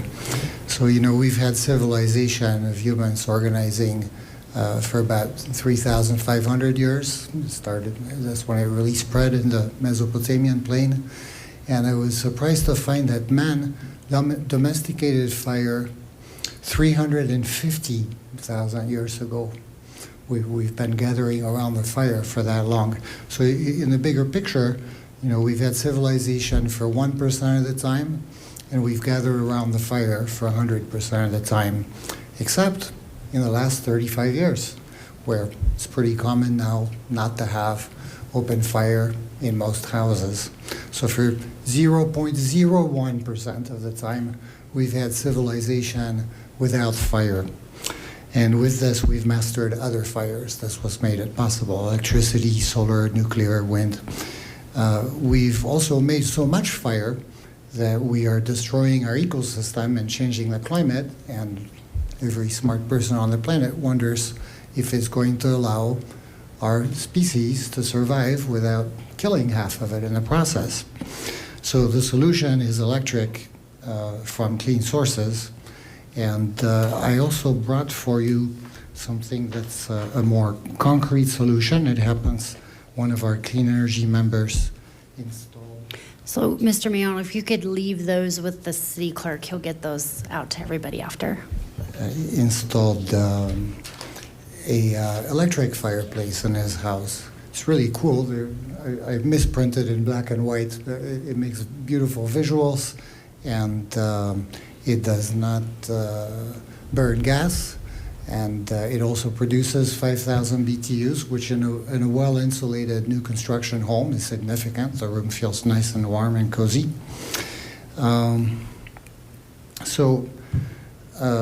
We need new construction that's going to be soon all electric anyway, to be disabled from installing gas fireplaces in new construction. It's kind of a slam dunk to do that in new construction at this point, and it's a good, needed, health and safety focused way to move builders forward towards sustainable energy and not backwards towards burning more fracked gas. So please support the discussion that is going to come up in a little bit for you on the request for legislation banning gas fireplaces in new construction. This is all the more important that Lakewood's situation is that we have an increase in gas consumption per capita of 28%. This is a data point from Lakewood's own 2021 emissions summary, an increase of 28%, 2021 over 2007.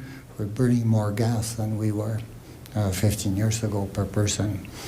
And I can't also help see the link. You know, you're honoring the firefighters today. Ask the fire chief how he feels about sending his staff, his men, into houses that have gas lines that could produce an explosion at any moment. And you were also honoring Indigenous people. Ask Indigenous people how they feel about taking care of the land and our resources in regards to fracked gas. So I believe this would be coherent with other things that are happening in the community. Thank you. Thank you. Mr. Priester.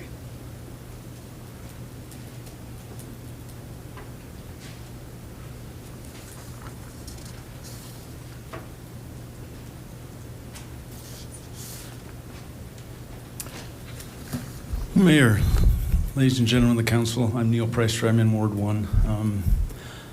I'll just be real brief here this evening. I have been attending some of your meetings online, and I know you guys work till the wee hours sometimes, and it's not lost on us the efforts that you take in running this city. But I did want to talk about a couple of things here this evening.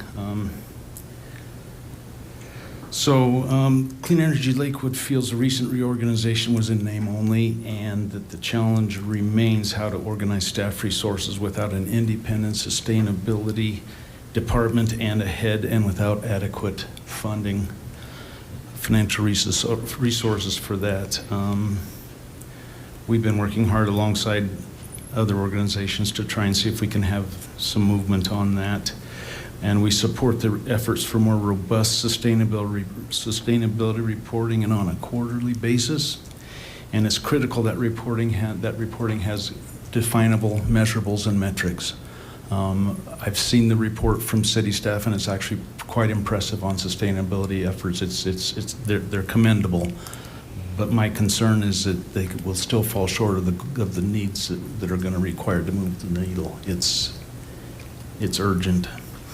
So the sustainability goals established at the 2024 annual planning session closely aligned with Clean Energy Lakewood's 2024 goals, both of which enjoy broad community support. And I think the reporting should more closely address those items. And again, as those were at the planning report and the broad support from the community through Clean Energy Lakewood, I think those deserve that.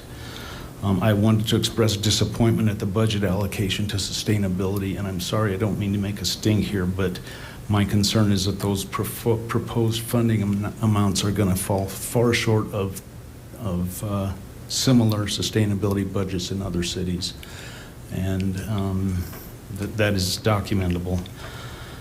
And I'm wondering about where the sustainability language is in the Tabor amendment. I was told that might be in there. I see nothing in there about it. I recognize that's a harder sell, but getting financing and funding for sustainability is tricky. We all know that.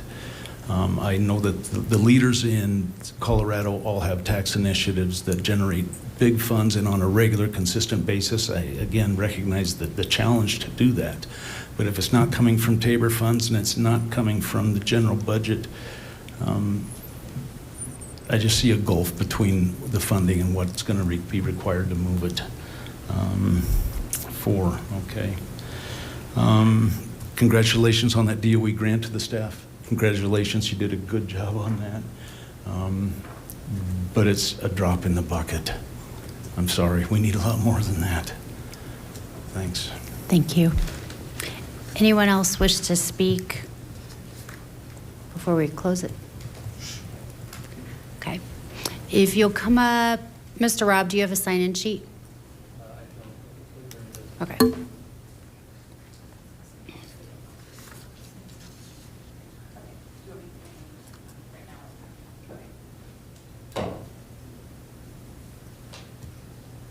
Thank you. My name is Kelly Snodgrass. I live at West 15th Place, so I'm also here to make comments on 1515 Whippoorwill development.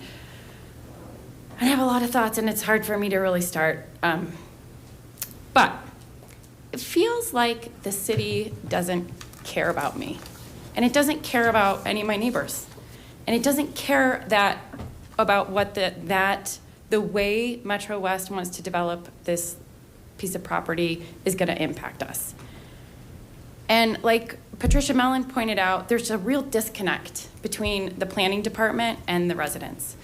And when we send our emails to the planning department and say, hey, we're concerned about X, Y, or Z, what we get back is a justification for why they can do it. And that feels really wrong. That feels really disconnected with the comprehensive plan that was laid out. And we looked at that too, and it makes sense, and there's a lot of great stuff in there. There's a lot of great stuff about developing and maintaining the existing characteristics of the existing neighborhoods. Yes, but that's a disconnect for us. There's a lot of good stuff in there about, appropriate transitions between commercial, multifamily, and mixed use. Yes, but that's not happening in our neighborhood. And the other piece, well, there's two other things. In 2014, they tried to develop this land. And that time, the city said it has to go through Colfax. So I want to be clear, none of us are saying we don't want affordable housing. None of us are even saying it shouldn't necessarily be there, although the lot is insane, as was previously mentioned. It needs to go through Colfax. We live essentially behind Martin and Martin, and essentially behind where First Bank is on Colfax, if the headquarters. We're not affected by those because their access points are on Colfax. So when it comes through our neighborhood, one way in, one way out, onto a blind curve of Youngfield, we're not just saying that because we're NIMBYs. We're saying it because it doesn't make sense. And it feels really bad that nobody's listening. That's what it feels like. Nobody's listening. And the thing that really gets me the most is I really am concerned about the families, the kids. This is supposed to be, we're told it's for families and for kids. I have a 7-year-old. I have a dog. When I want to go for a walk, when I want to take my kid on a bike ride, I have to go out onto Youngfield. And it is terrifying. It's terrifying because I have about, literally, today I walked my dog, this much room between the ditch and the car that's coming down around a blind curve of Youngfield. It's scary.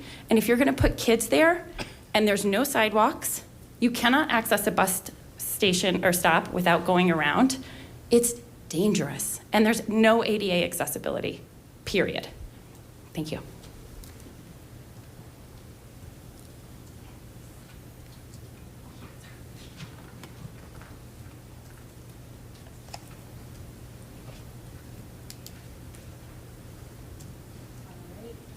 Moving on to general business this evening.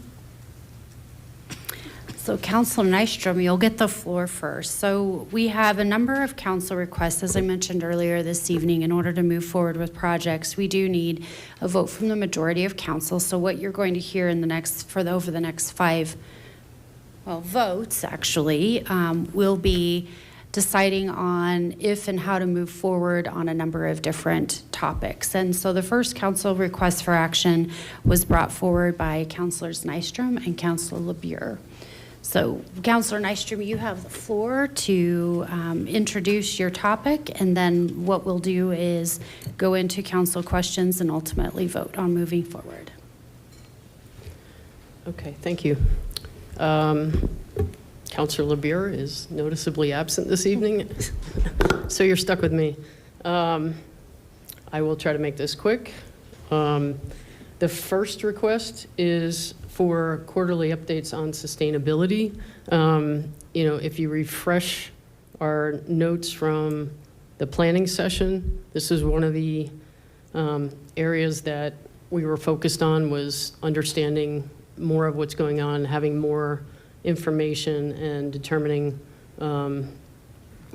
anything that needed council support and how we can move forward together. In a conversation with the city manager, she had mentioned that this was a request by Jonathan and the sustainability team at the time, that they had wanted more time in front of council, more opportunity to communicate what they're doing, and this was a viable solution and something that they were actively engaged and excited about. So the suggestion here is that, after the November update, that in the first quarter of next year, we start with these updates. And again, this ties into the workshop, which is the next request. But essentially, that November update from the sustainability team will provide us with a baseline to work on going forward. And then, you know, from then on, it would be more of an update as part of another meeting, you know, not a isolated session, but it would be an opportunity for the staff to continue to provide updates on what's happening and the progress that they've made. There's a lot of good work being done, and you know, it's important that we understand what their efforts are bringing to bear. So that's essentially the basis for the request. Thank you. I have 2 hands up to speak so far with, well, I don't know, questions and or comments. Mayor Pro Tem Sharazai, and then Councilor Mayotte Guerrero. Yes, thank you. I almost wish that it was a different order of this, because in the workshop request that we're going to discuss next, we had talked about some SMART goals that you and Councilor LeBure were hoping to develop. And so what I wanted to understand from the request for the quarterly report is we do see something in narration form, and would that be what we're looking for, with just more emphasis and more details on all the work that's happening with the more than 100 staff that are focused on this? Or is the request more around like the data and the measurable increases on things like greenhouse gas emissions and carbon reduction and things like that? So hoping to understand that, because I've heard from some of my peers different interpretations of what the expectation is here. Well, again, yeah, the metrics is part of it. That will be part of the update. That, again, is something that Jonathan had asked us to focus on in the workshop, was to update the current goals based on new scientific data and scientific targets. So that will be part of the presentation. I think the city manager had mentioned when I was talking with her that she had some different ideas, and they had some things that they wanted to present to us, different topics.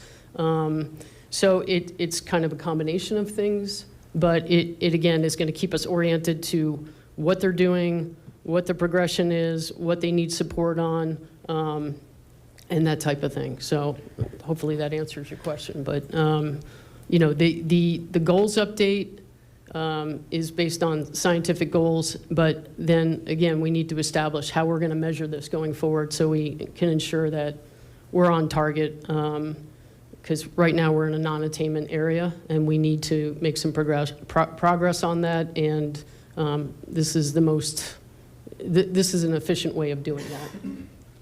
I don't know if you have anything else you want to add. Thank you. Pardon my voice.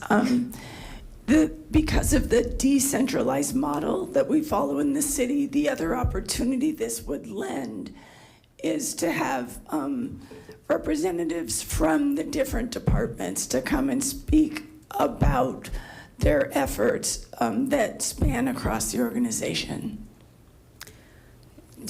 Yes, that to me seems reasonable. I guess like when I reviewed Mr. Parker's annual report from the sustainability goals, like this is a robust document that showed where we are on a dashboard function for the SMART goals that already exist in the sustainability plan. And I am a little worried. You know, I do want to hear what's happening in sustainability, so I want to make sure that that's clear, but I am concerned that a quarterly update around tracking data and really that sort of meaty response that happens in an annual report, because it takes so much work to get that information, really, in my opinion, helps us get off track. Like, we're asking staff that, you know, we were hearing from some counselors and members of the community that we don't have enough of, and now we're asking them to come every 3 months and tell us the data and how we're moving it forward. If we're talking about highlighting some of the projects and the works that we're doing, that I'm really interested in understanding. But if we're talking about a version of the annual report that we just saw come out, you all have it in your inboxes, and that happens on a quarterly basis, that to me feels like, is that a reasonable ask of staff's time? It's something I'd love to hear more about in this discussion. Well, and it's unfortunate Mr. Parker's not here, but I just met with him last week, and he is in favor of both the sustainability workshop as well as the quarterly updates. So he's supportive of this idea. And again, it's, essentially building onto the dashboard, but, in terms of data points and things like that, that's a quick update. They're tracking, and they can report out on it, but there's additional things that could and should be addressed in these quarterly updates. And I think this is something, again, that the sustainability staff in particular wanted to do and is in support of. Councilor Matt Guerrero. I had, I think, very similar questions. So it sounds like, I think that in that discussion, there was a little bit about like what would be in the workshop and the depth there versus what would be in the report. And I just want to clarify, Councilor Nystrom, it sounds like you are very amenable to essentially working with staff on what makes sense for the quarterly updates, but that the goal there is that it's something that's highlighted in the updates from the city manager's office that we're already receiving, but it's more clear on where we're at with sustainability with a specific eye of, are there items that need attention from city council within that, as well as progress, but the robust report that I think Councilor Sherzai is referring to, that's many pages with lots of different data, it seems to me that much of that data is actually difficult to track month to month, and it's more like year to year, and it's, are there programs within these goals happening, is more within the report. I just want to get additional clarification. That you'll essentially work with sort of what amount of information is reasonable and feasible, but you want to make sure that there's this real attention and investment in those reports. Yeah, I would agree with that. And again, that's a part of the conversation with Travis the other day was, all of those pages that they mapped out, we could use a little more clarification on, okay, we have this objective or this item happening, and then what is the objective? Like, where are we going with this? And a lot of the things were grant funded, so we don't know how they're applying those. And we're not asking for a comprehensive review of everything every time around, but I think it's important that we're all dialed in and we're committed. And as the city manager mentioned, there are opportunities for people in different parts of the city or city departments that would be able to give us updates and present so that they can kind of highlight what they're doing. And I think that's an important aspect of this. So, did you? I was gonna, pardon me, I was gonna mention one more thing. And if we could do this by video, the advantage would be we could post this and continue to inform our public. There seems to be a real interest in all of the different efforts that we do as a city. And because, like I said, we follow the decentralized model, this is a really nice way for us to highlight the different activities. That way, then we would store these videos in a folder online so you can see the progress year over year in terms of the different activities across the organization. Great, thank you so much. I think that for me, as long as the counselors who brought this forward and staff are able to work together to make sure that this is like looped in with our reporting that we're already doing. I know also on my end, I want to make sure that I'm able to consume it, right? That it is therefore informing my policy and governing. And it is unlikely that I will read like a multi-page report just on sustainability every 3 months, but I will once a year. Like, that was a riveting report. And then when we're considering specific options, programs, et cetera, can dig in as appropriate. And so I think as long as that all is able to be cohesive, a component of the city manager's report more generally, and not sort of taking then the majority of like staff's time who are supposed to be working on sustainability, I feel really amenable on it and excited about having this. And thank you for bringing it as a potential solution to help drive and catalyze more work in the space. Did you want to respond? Yeah, and just one note, and that's a good point, and I meant to bring that up, but this is important that the public is aware of what we are doing, right? And this is an opportunity to provide more information. I get requests from people all the time and emails about, like, what are we doing about this and what are we doing? And it's all kind of around greenhouse gases and sustainability. So I think it's important that we have this information readily accessible, and we can provide links to people and talk to them about it as those questions come up. So thank you for that. Councillor Sinks.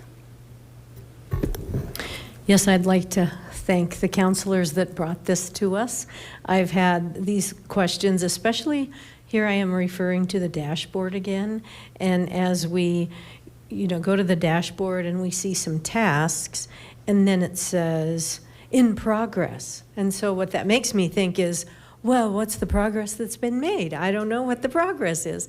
And so this would be a quarterly report would be a good way to say, hey, here's where we've gotten, and here's the progress we've made. Here's yet, needs attention is another task response. And so it's like, oh, well, what attention does it need? And so forth. So as we've worked hard on and created these items, I see this quarterly report as a really good way for us to just keep revisiting and knowing what has been done, what needs to be done, etc.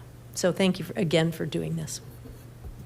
Thank you, Councillor Sinks. Just to check my understanding and make sure we're all on the same place, I think what we're talking about at this point is a quarterly video report. Is that where we landed?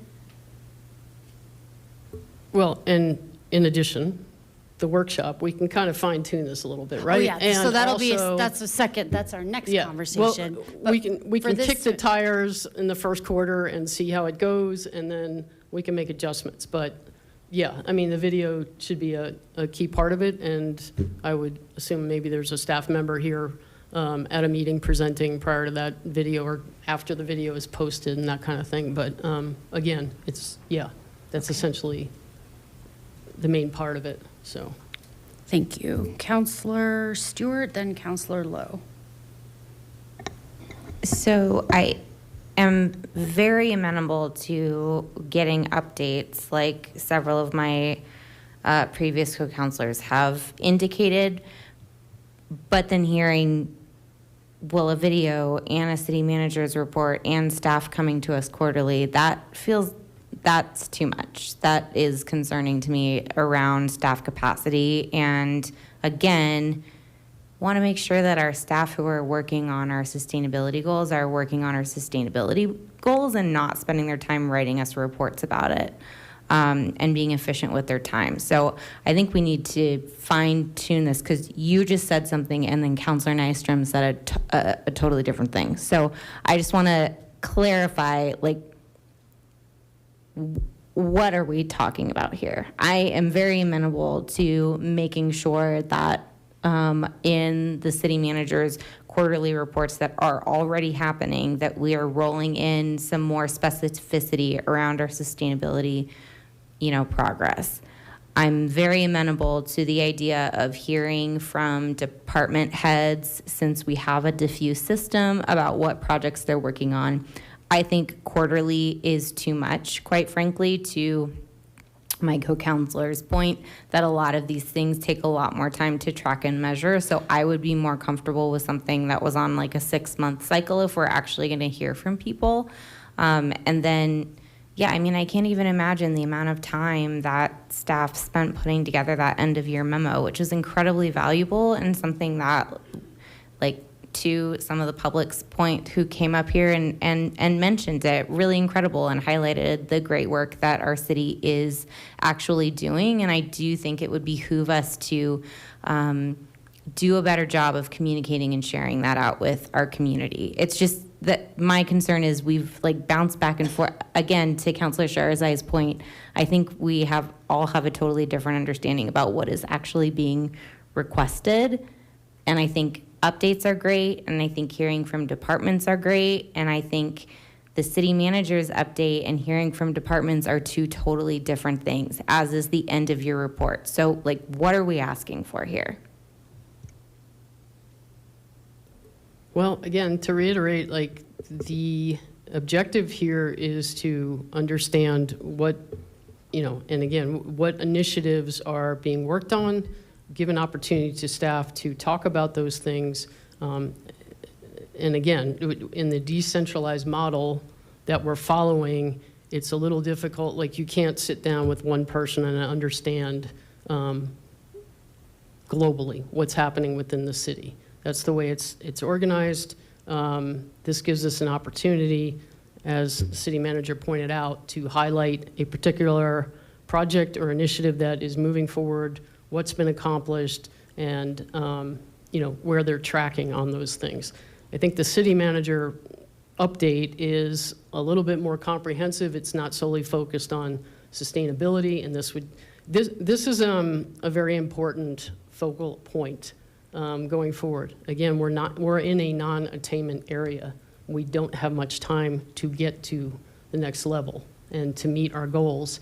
And so the focus here will help, again, educate the public and help us understand better how we can support what's being moved forward, make sure the public is aware, and in terms of some of the grant money, how that's being allocated and utilized, and how that's going to help us hit our targets. I hope that helps. Councilor Lowe.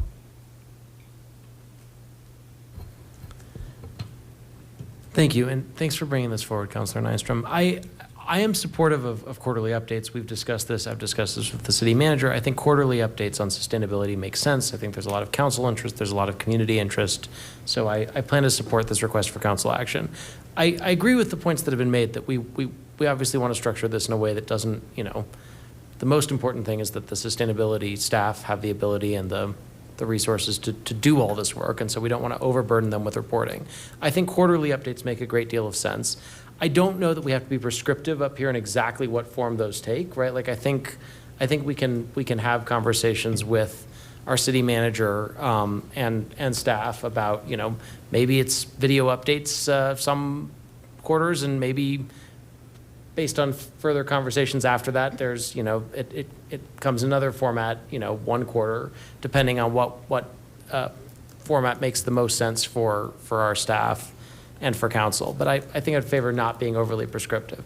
We're going to get to this, but I think we're kind of been talking around this point. The second request for council action that we're about to talk about next is about SMART goals, right? And so that's sort of as I understand it, and correct me if I'm wrong, Councilor Nystrom, that would be a one-time sit-down where we would all sort of come up with some SMART goals that would be metric-driven. And I also plan to support that and think that's a good idea.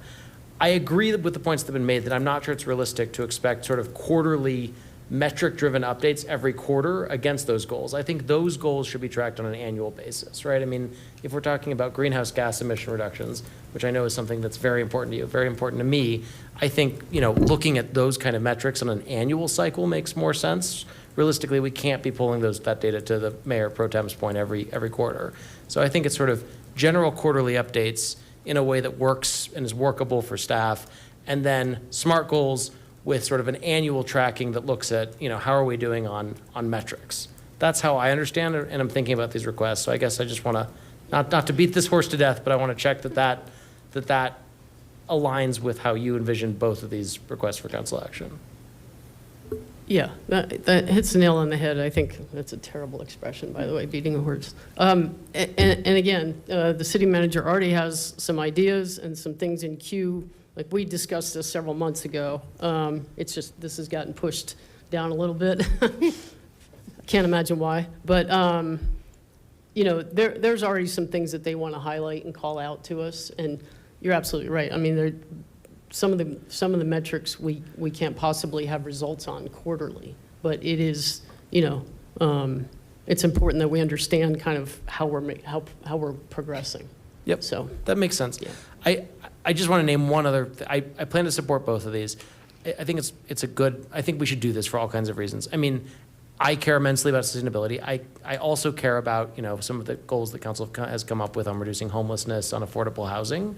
I'd frankly ideally like to see, like periodic updates on those fronts too. That's not what we're talking about tonight. That's not what we're discussing tonight. I'm not planning, the mayor pro tem is giving me a look. That's not what I'm planning to propose today. My point is, I'm very mindful of staff capacity. And I want to make sure that we're not asking so much from this department, which it is, after all, the same department that's delivering on a lot of our sustainability work is also delivering on some of our affordable housing work. So I want to make sure that we structure this in a way that is sustainable, no pun intended, and where we're able to get sort of timely, actionable information from that department on both fronts. But I think we can do that as long as we're willing to be sort of substantive but nimble on both of these requests. And I think the way that we just laid it out, that makes sense, at least to me. Councilor Matt-Guerrero. I think Councilor Lowe just cleared up all of my remaining concerns, and I really echo that sentiment that we all have things we like seeing in our reports. I think just the last thing that I will put out there as we start to sort of like build or systematize how this happens is also mindfulness of our capacity and like our agendas, and recognizing that as many things as we are able to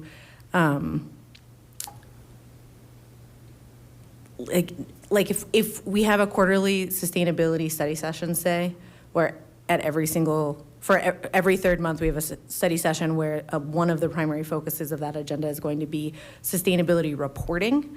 That also means that that's one less that we can't actually do new sustainability ideas. It's one less that we can't do other types of learning. And so I want to like just throw that also into the mix, that our agendas being crowded is, for me, one of the primary drivers of the timing of when I put things forward and when I think that things can actually get done. Because when we put things forward, like I think all of these today are from a September meeting, and it is middle of October.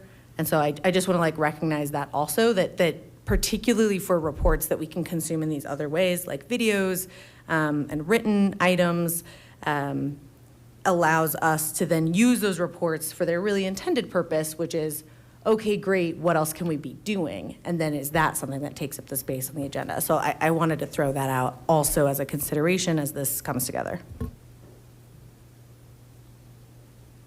All right, and that's the last hand we have up.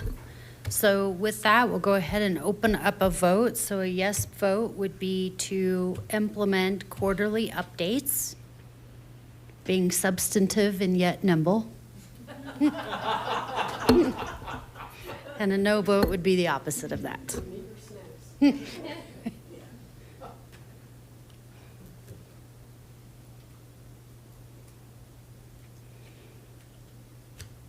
That passes 10 yeses, 0 nays.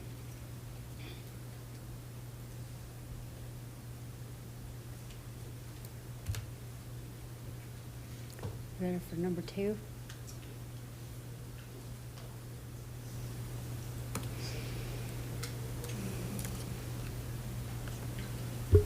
Okay, so we've kind of talked about this one already, but sorry, I'm just making sure I type substantive and yet nimble. So we're good. I kind of, again, going back to the planning session, this was one of the asks that came out of that we had settled on, was to have a workshop.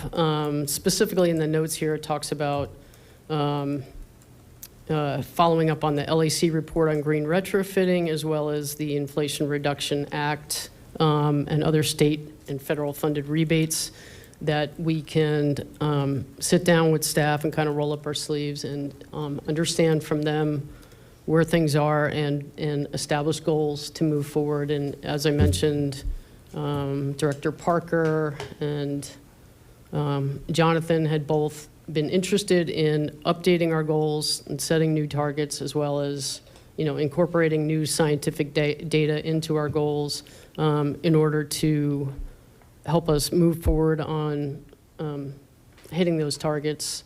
And and that's the gist of the ask. It's kind of like, this is what we wanted, and I'm just bringing it forward as a formality. The intent here, and Director Parker had mentioned that they're in the process of interviewing Jonathan's replacement at this time, and he anticipates having somebody on board in December. So the idea here is that the workshop would be held in January to accommodate that. So then, I don't know if you have a look on your face like, I don't know if that's your understanding, but that's what he communicated last week, so. We'd really, pardon me, we'd really like to have this person on staff. And I don't know what that timing is since that person hasn't been hired yet. Give this person some time to become acclimated with the goals already established. And then that would be an appropriate time to then have a conversation with this new lead person.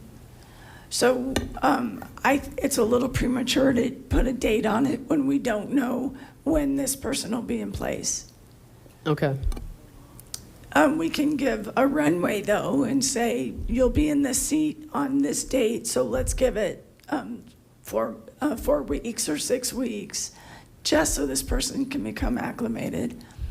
I mean, we'll have to be a little bit fluid depending upon the actual hiring. Okay, so, again, he had indicated January would be good. If we need to push that forward a little bit, we can certainly do that, but. Just for reference, our agendas get much looser after the budget and the holidays, so we do have some opportunities in January and in February. Okay.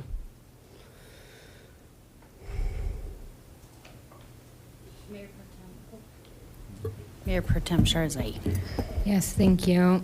It's my understanding that the sustainability plan is actually due for an update. It's a 10-year plan. So it was 2015, it's due in 2025. So to me, it feels like this is part of a larger comp plan process. But I guess I would just, if we're trying to drive to better partnership with staff, I want to make sure that we have some flexibility. And, there seems to be this real desire, we got to get this done in Q1 before the retreat. And if this person gets hired and onboarded and takes some time to understand it, if the real goal here is to build a working relationship and partnership and develop additional SMART goals from City Council, I would want to just make sure that we're giving them the time that we need. And with that being said, I'd wonder if Councilor Nystrom, you'd consider, to Councilor Lowe's point, we all have agendas that we would love to get really meaty and in the weeds on. I'm sure that a lot of us are thinking about the severe weather solutions that we have for our community, affordability. And so we did make some decisions that the planning retreat, we don't necessarily need to review and rename our goals year over year, that we would move to a 2-year process. And we are safeguarding 2 days. You're hearing from the city manager's office a desire to know from you all your availability over 2 days. Is there a possibility that we can have a workshop format that includes some of the other items that are also important to us, in addition to sustainability, by then giving some allowance for the staff member to get onboarded? I'd love to get a little bit more information about affordability in our housing and what we're doing with our unhoused neighbors. And so I just am a little bit cautious in setting the precedent that this is the one thing that we are going to set aside and have special reporting on and special workshops for, when there are other big topics that I think also need to be front of mind. And for me in North Denver, I know I've got some Ward 1 residents here, sustainability is important, but also public safety is the #1 thing that we're hearing about. And so I just want to make sure that we are being thoughtful about how we balance our time. Did you want me to keep going with questions, or did you? Okay. Councilor Mayotte Guerrero, then Councilor Sinks.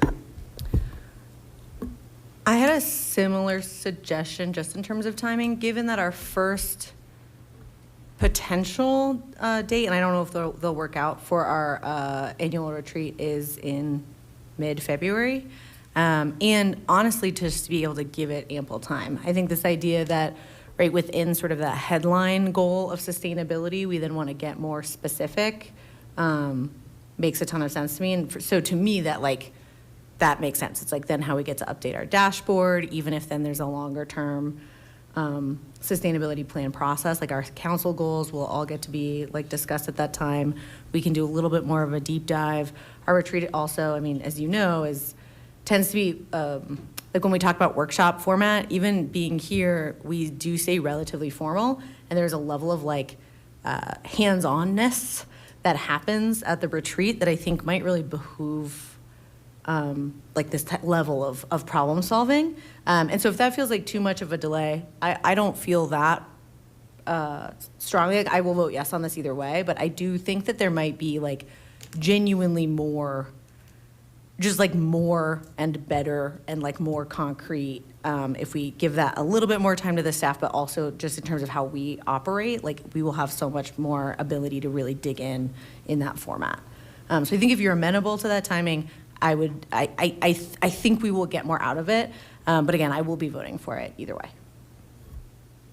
Okay, so just so I'm clear, like, what are you suggesting in terms of the timing itself? So I'm suggesting that it's folded into one of the 2 days for our annual retreat. So we haven't quite scheduled that, but the first possible one, I think, is February 18th. Can I add a correction to that? Oh, yeah. My ask was for us to get access or aware of everybody's availability in January and February. So that's why we had an initial email that went out, but we're reworking that to actually move it earlier. Better. That's even better for this purpose.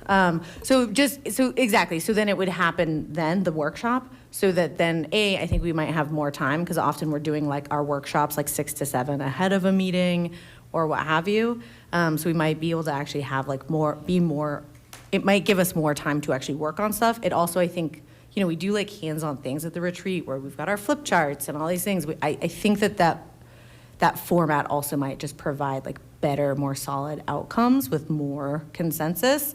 And given that the timing is still in those first couple of months, hopefully, of the year. So we have a block of time set aside to go yes, through where it this is like an in the agenda planning firm session. item still on that, Yeah. but housed within those 2 days. Does that make sense to you? Yeah. Yeah. Okay. Thank you. Counselor, whoa, all the hands disappeared. Counselor Sinks and then Counselor Stewart. Thank you. Yes, and thank you again for bringing this up, because it is such an important topic that we need to just dedicate some time to. And I really like how this has evolved, that yes, we can set aside some time during the retreat. So all we talk about for who knows how many hours, not just one, but many, during our retreat. And that, again, can help us. I don't know why I'm referring to the dashboard for the third time tonight, but so that we can see our goals and how we need to revisit, how we need to make them SMART goals, etc. So yes, thank you for this, and I fully support a dedicated time to discuss it. Counselor Stewart.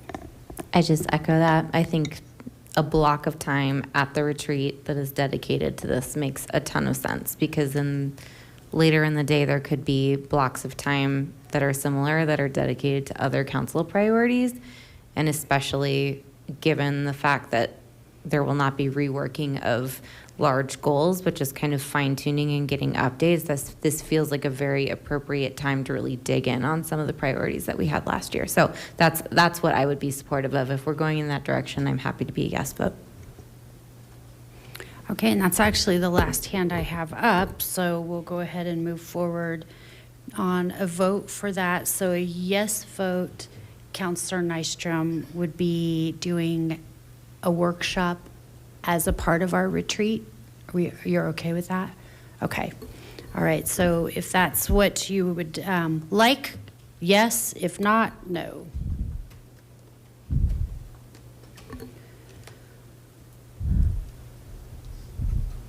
And that passes 10 yeas, 0 nays.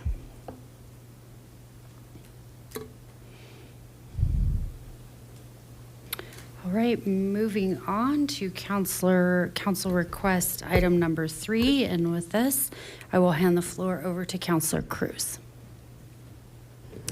Thank you.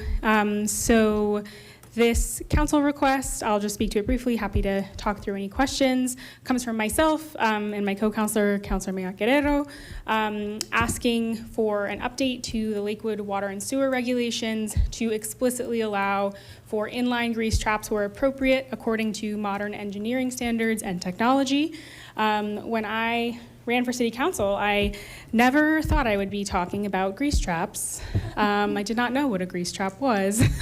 But in a lot of the requests that we've gotten up in Ward 2 and discussions with small business leaders, because of some of the nature of where our regulations are, there are significant barriers in starting specifically coffee shops or grab-and-go sandwich shops, other things that we hear a lot from folks in Ward 2 and across the city that are really important amenities and opportunities for entrepreneurship in our city, and recognizing, that our sanitation system is incredibly important and we need to protect it. There are so many ways in this modern era of engineering to do so while also really lowering those barriers to starting a business. And so this is an ask to expedite a specific update to the regulations to ensure that there are these lower barrier opportunities to both protect our sewer and sanitation system and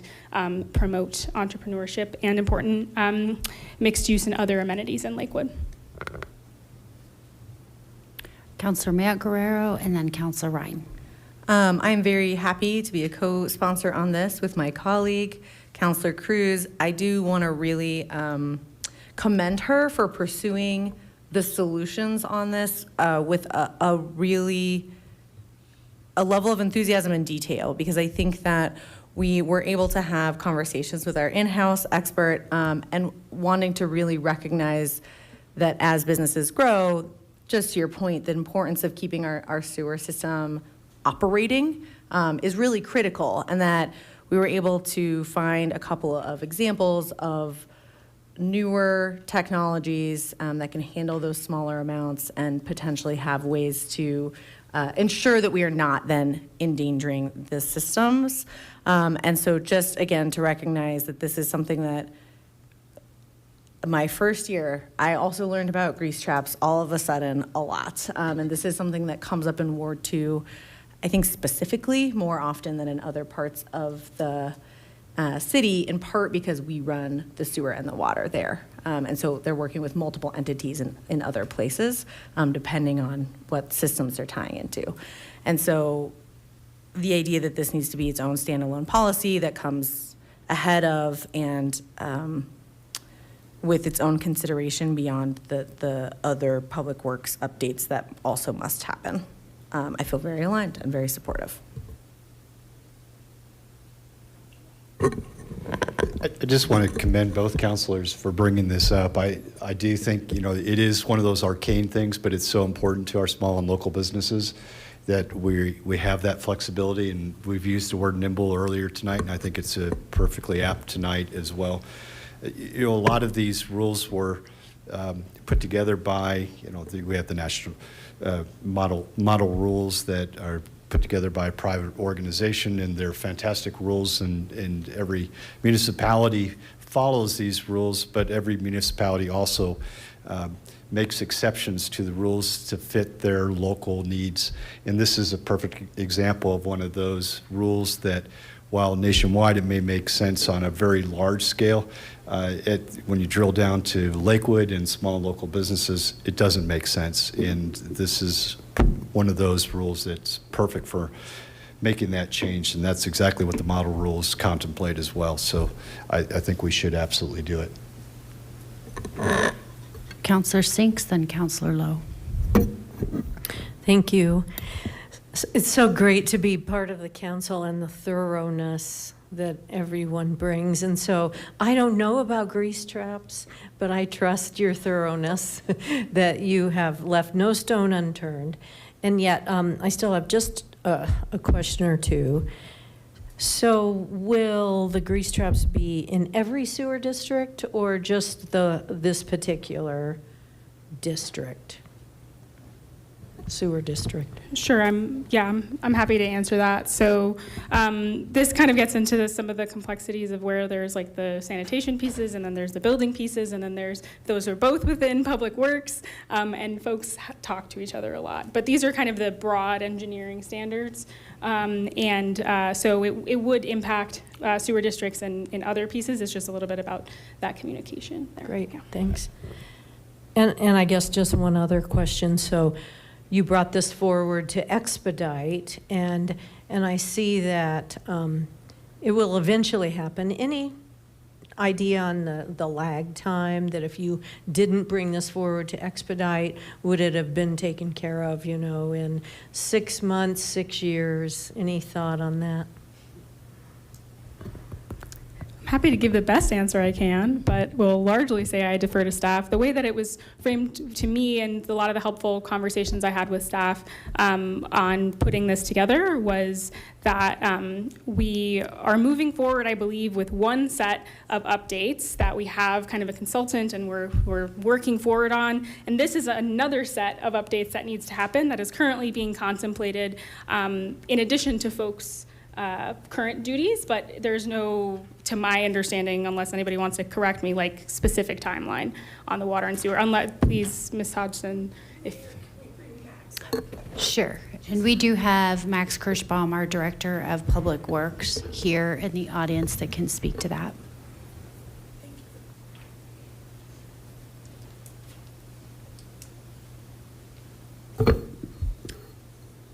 We do have this item already in our budget request. You've seen it on first reading. It's there for second reading to update our water and sewer regulation, which is dated June of 2000. So it's overdue for one to begin with. So that's happening. I would say, even though there are updates throughout that regulation that are needed, in this particular case, the city engineer already has the authority and has exercised this authority in this specific case. The way it's currently worded is that an inline separator is not allowable under our regulation except when specifically approved by the city engineer. So it's already there. We've used it. And the other thing that we did was, because we felt like through these discussions, there was maybe a lack of clarity on this issue for applicants on what the requirement actually is. So we have developed and already placed onto our web page in the development web page, along with many other specific info sheets. There's an info sheet there now about grease interceptors. So we've done that. People can read it. They know what the current regulation is. So we're going to get this done as fast as we can. We're working on a drainage criteria manual. We're working on water and sewer regulations. We're working on transportation standards, all of which are very old. And they all needed updates, and they're all in our budget. Mayor, may I also speak to Councilor Singh's question? Sure. Which is, first of all, I really want to thank your department and you for being responsive to this request, especially as it grows. I think one of the key components here is just as the small business and entrepreneurial spirit on West Colfax has increased that range. As some of the density has come into that space, as the art line has come into this space, there's that appetite, and I think that's really fabulous. And so your department, I think, is really working and doing its best to respond to that need with this adjustment and with the steps you've already taken. And I think it's, for the new business owner or hopeful business owner, I think it is one of those things that having just it being really clear in the law to make it as easy as possible for folks to know how to navigate it, for it to feel as clear as possible for folks who are often, opening their first and only small business trying to navigate these systems on their own, having that sort of consistency across things is the idea. We're not hoping to reinvent anything beyond what is happening, but wanting to just make sure that clarities in all of these locations are code included, like the ordinances included.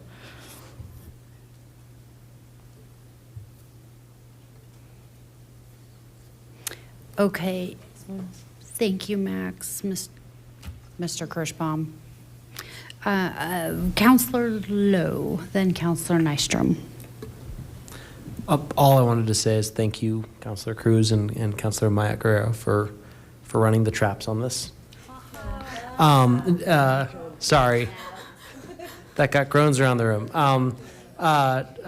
Definitely plan to support this. I'll just chime in for 10 seconds to say I noticed when I happened to be at the Lakewood Business Association was giving an update on various council actions. I mentioned this, and it got notable enthusiasm around the room. There were a lot of sort of folks looking very happy that this was being taken up, and a couple people mentioned specifically that they thought this was important and useful. So thank you for bringing it, and certainly looking forward to voting for it. Yeah, and I had my questions answered, and thank you, Mr. Kirschbaum, for sitting here all this time to talk to this, but I also appreciate you bringing this forward and the education on grease traps, which I never anticipated, but I'm fully informed now, and thank you. Counselor Cruz, Counselor Matt-Guerrero, do you have any closing comments? Both hands were up.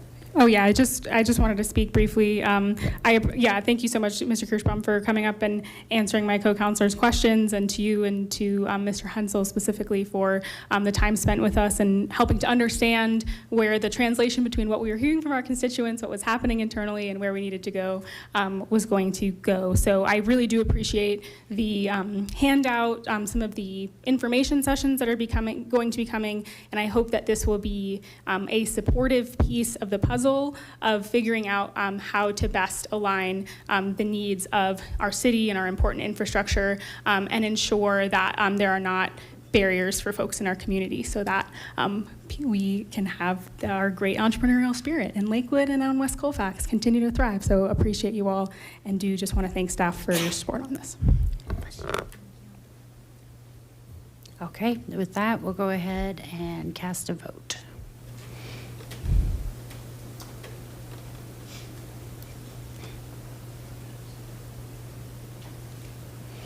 That passes 10 yeses, 0 nays.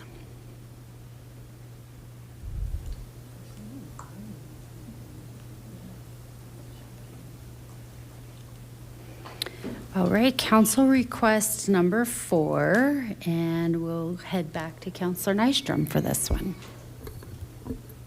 Okay, thank you, Mayor. This should be fairly innocuous, I hope.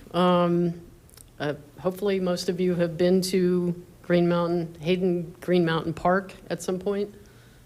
It's a pretty massive area, and it's very popular with hikers, bikers, and dogs. So in the interest of that, I've gotten some feedback on, some frustration on the part of hikers, and especially those with dogs, with the number of mountain bikers that are out there, and there's kind of constant conflict there.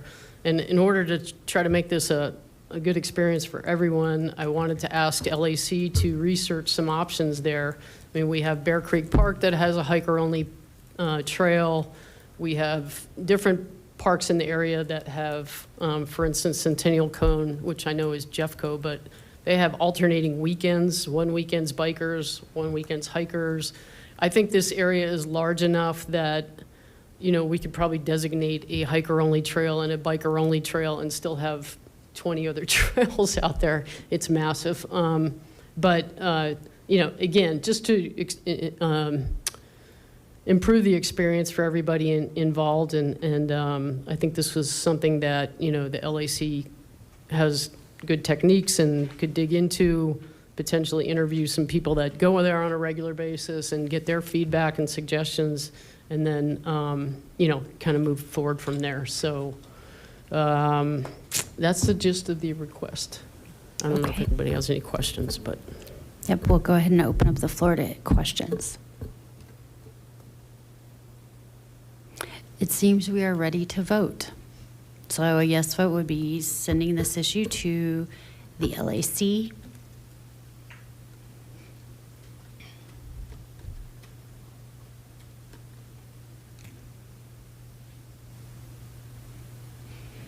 All right, and that passes 10 yeses, 0 nays.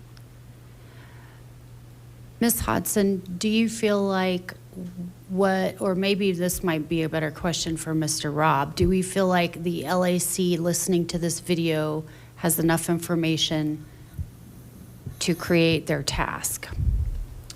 Yeah, thanks, Mayor. Yeah, between the submittal and the video, we can point them to those two resources to give them some guidelines. Okay. I'm sure they'll be excited for the project. Okay, perfect. All right, thank you. Moving on to our final council request for action, and the floor again goes to Councilor Nystrom. Thank you. Wearing out my welcome here. Okay, this one pertains to, again, trying to make some forward progress on their greenhouse gas emissions. As was mentioned earlier this evening, we've kind of moved we've moved up 28% in our consumption, and that's not the direction we should be going in. This is, again, kind of a bit of a minor change, I would say, but the municipal code on this was last updated in 1993, and it stipulates that any new or remodeled fireplace shall be electric, a fireplace insert with stringent wood fireplace insert with stringent emission standards, or an electric device. And I think Lerone, I want to see those handouts. I'm interested in that. There's been a lot of progress made in the electric fireplaces, and the purpose for this request is to remove the gas appliance as an option for new construction or renovations going forward.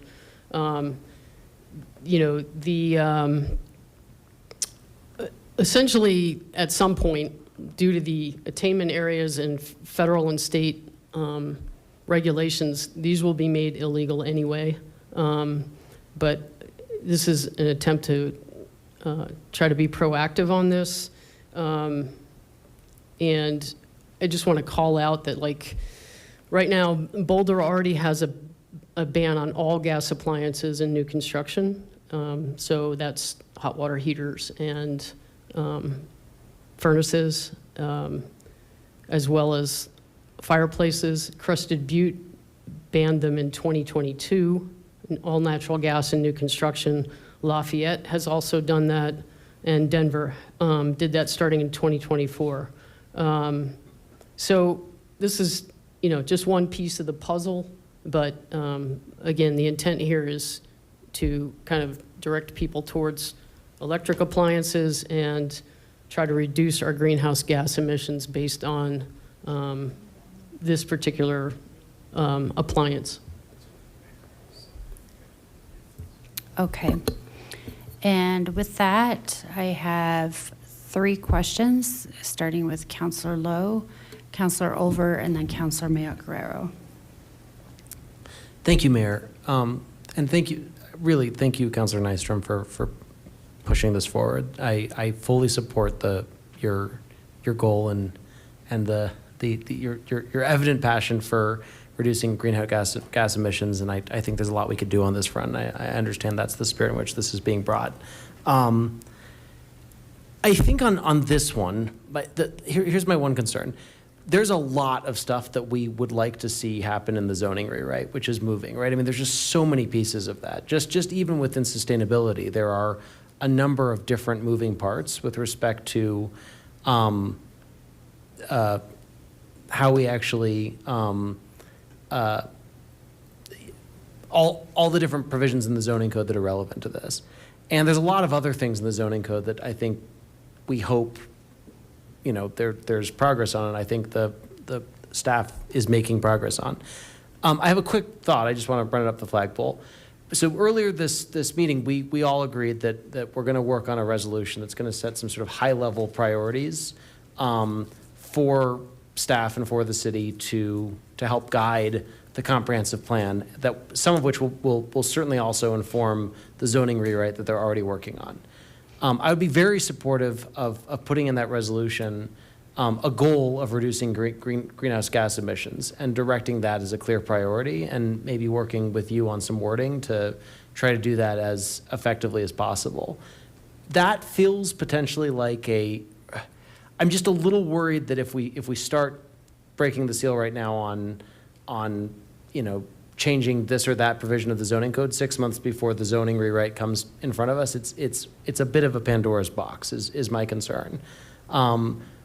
But since we've already agreed that we're going to do a resolution, it seems to me that setting a goal of reducing greenhouse gas emissions would fit well in that resolution. So I guess I wanted to submit that as a possible alternate way to go about this, rather than this specific request for council action. I have an open mind about it. I certainly appreciate the goal here, but I just wonder if that might be a process that works a little bit better, just thinking about the next 6 months. Yeah, I mean, that makes sense. I guess my concern is we are, on a daily basis, reviewing new construction and renovation items, right? And, especially with the high-density housing requirements in the area, that while we're waiting, we could have a new apartment complex approved with 300 new electric or gas stoves, gas fireplaces in them. And that's not something that's going to be changed anytime soon, right? Like, once that goes in, nobody's going to pay for a renovation. And those are emissions that, again, will hit the atmosphere and be there indefinitely. So, when I say proactively, this is a minor thing, it fits into the larger picture, and I hear your point on that, but again, we've got cities around us that have already completely banned all gas appliances, and I hope that we get there, but that was my thinking in terms of going through this code and noticing this item and initiating this request. So.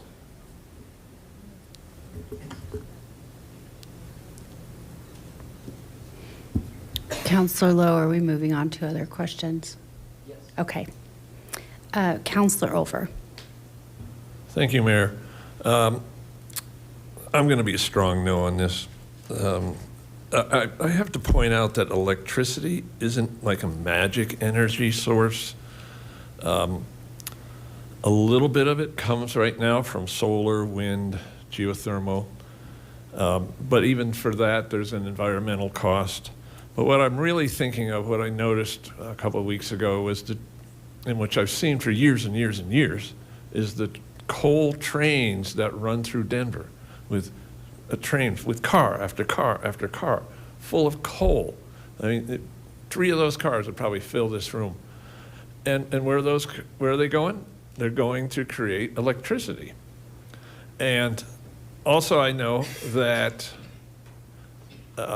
that like all of the coal power plants in Colorado are supposed to change over in the next 10 years, but they're going to change over to natural gas because it's obviously a lot cleaner than coal.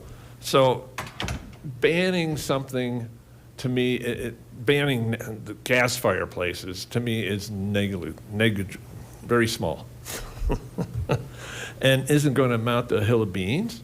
But I wouldn't want to ban it because developers might want to use that as a draw. When they put down luxury apartments, maybe that means to them gas fireplaces.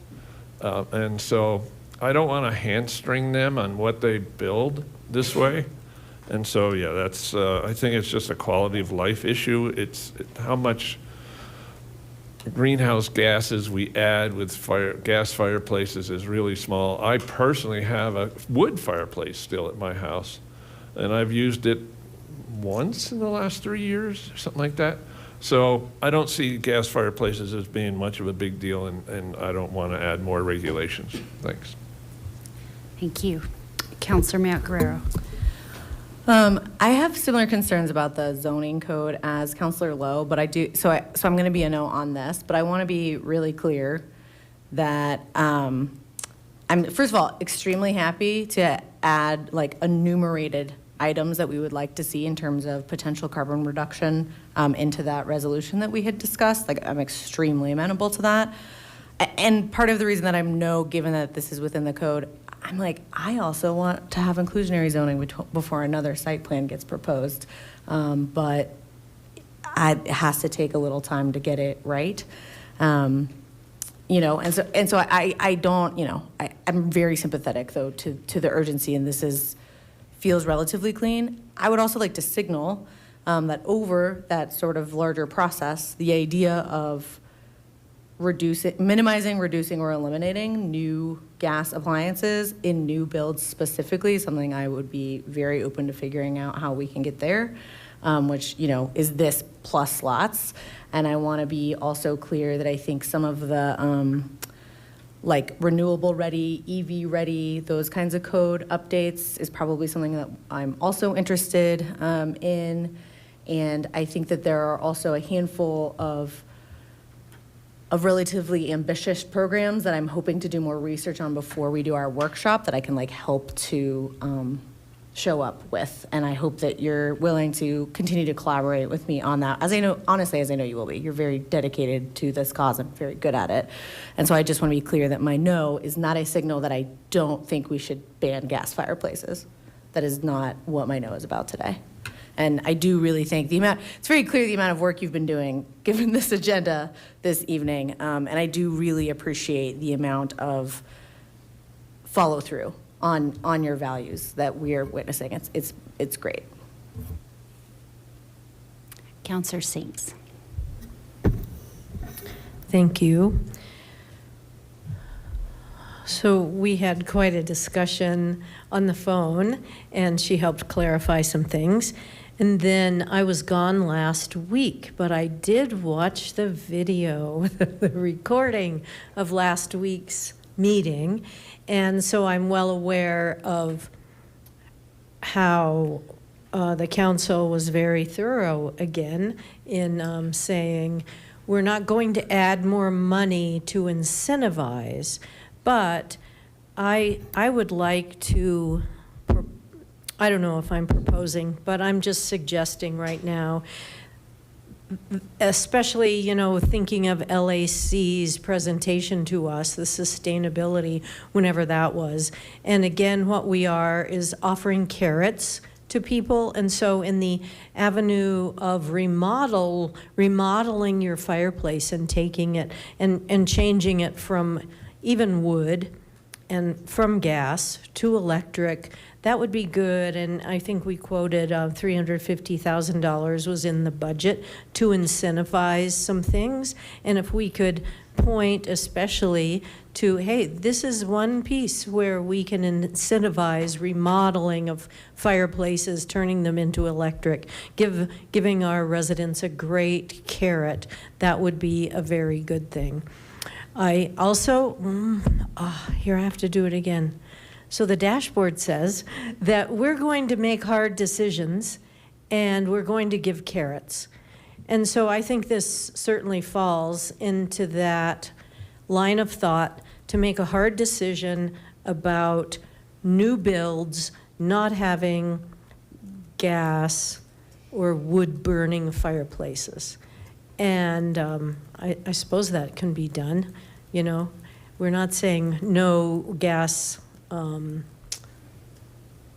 hot water heaters or dryers or anything like that, but we could say no gas fireplaces as just a kind of a step in the right direction and incentivize any remodels of it. So as we talked, those were some things I shared with Councilor Nystrom and that I would favor. Thank you. Councilor or Mayor Pro Tem Sharizai, and then Councilor Ryan. Yes, thank you. I wonder if this given the timing of the zoning rewrite, and I appreciate you bringing this forward. I'm in favor of this, not in like a spot amendment sort of way on the zoning. So I'm wondering if we can ask the LAC to take a look at this and if perhaps we can be more expansive. Looking at some of our peers across the metro area and across the state, is there an opportunity for us to look beyond just fireplaces? And is that something the LAC would be a great body to provide that information to us? And that seems to align with when we would imagine seeing the zoning rewrite come, and we could parallel those amendments with that document. And so I've seen what happens when we spot blight in the city. It doesn't go well, and this sort of feels aligned with that, where we're just sort of chunking out pieces of the zoning code. And I'd love for us to think more holistically about that. So I'd be open to bringing it to the LAC. I'd be a no on us just sort of targeting this one piece, only because I don't think it goes far enough.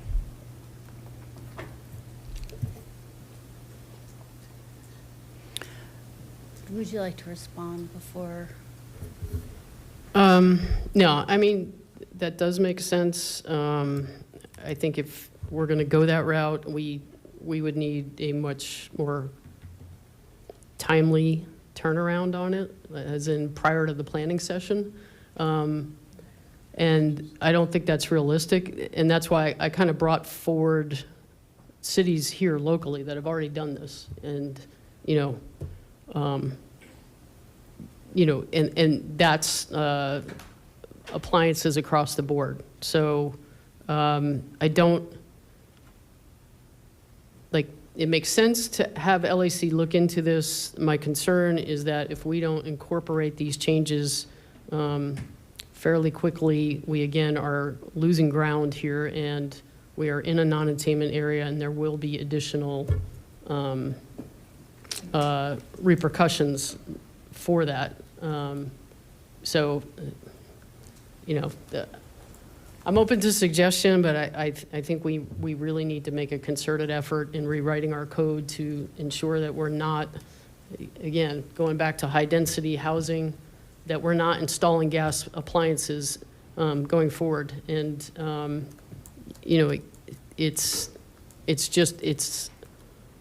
we're at a point in the history of the world where we need to make some tough decisions. People need to start making decisions that maybe aren't comfortable and something they're not used to or not expecting to do, but we're going to have to make some changes, and this being one of them. And if I could respond, Councilor Olver, I hear you on the coal thing, but again, there's been goals set for Xcel Energy for a lot of different emission standards across the board that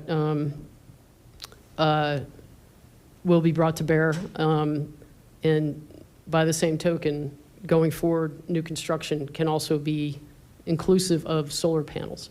And so we would be generating more electricity, and these types of devices wouldn't be needed in homes, and with solar panels, we would not be producing emissions as a result. So.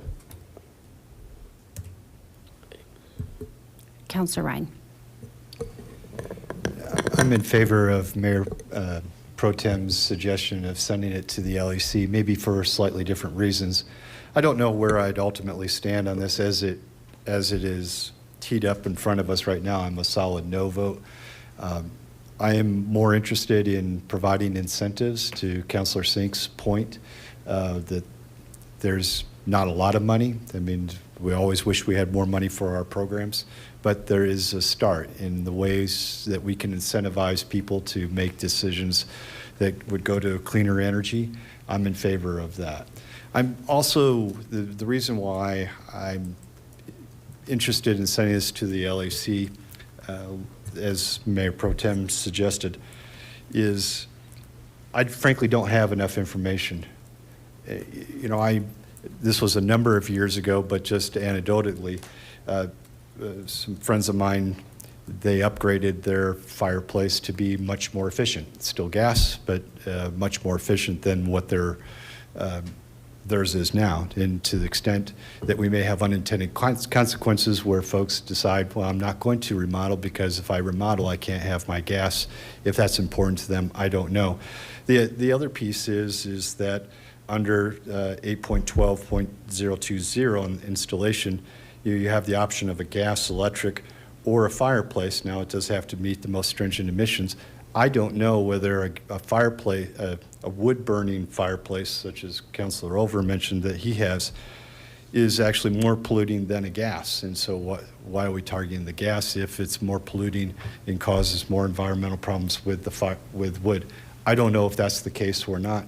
I frankly would like more information, and which is why I see this ultimately belonging to a place like the LAC, who can come back to us and tell us what incentive programs are there, federal, state, local, that would help people make these decisions, and whether the city can provide that educational component to allow people to access those incentives and provide that information about whether this is going to lead to more unintended consequences, or why do we have the fireplace in terms of wood burning in there as well. So a little ramble at the end there, but at this point I'm a no, but I'm certainly agreeable to sending it to LAC.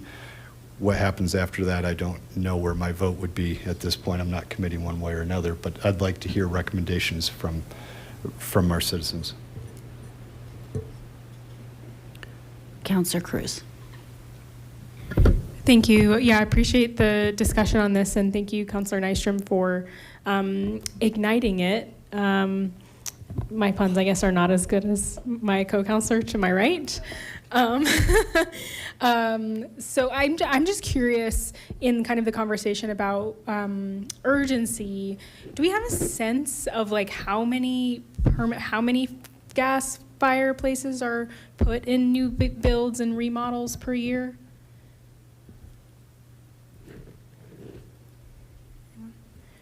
I do not. I've done some other research. I could probably address some of these questions that Councilor Ryan just brought up, but I do not know how many remodels or new construction.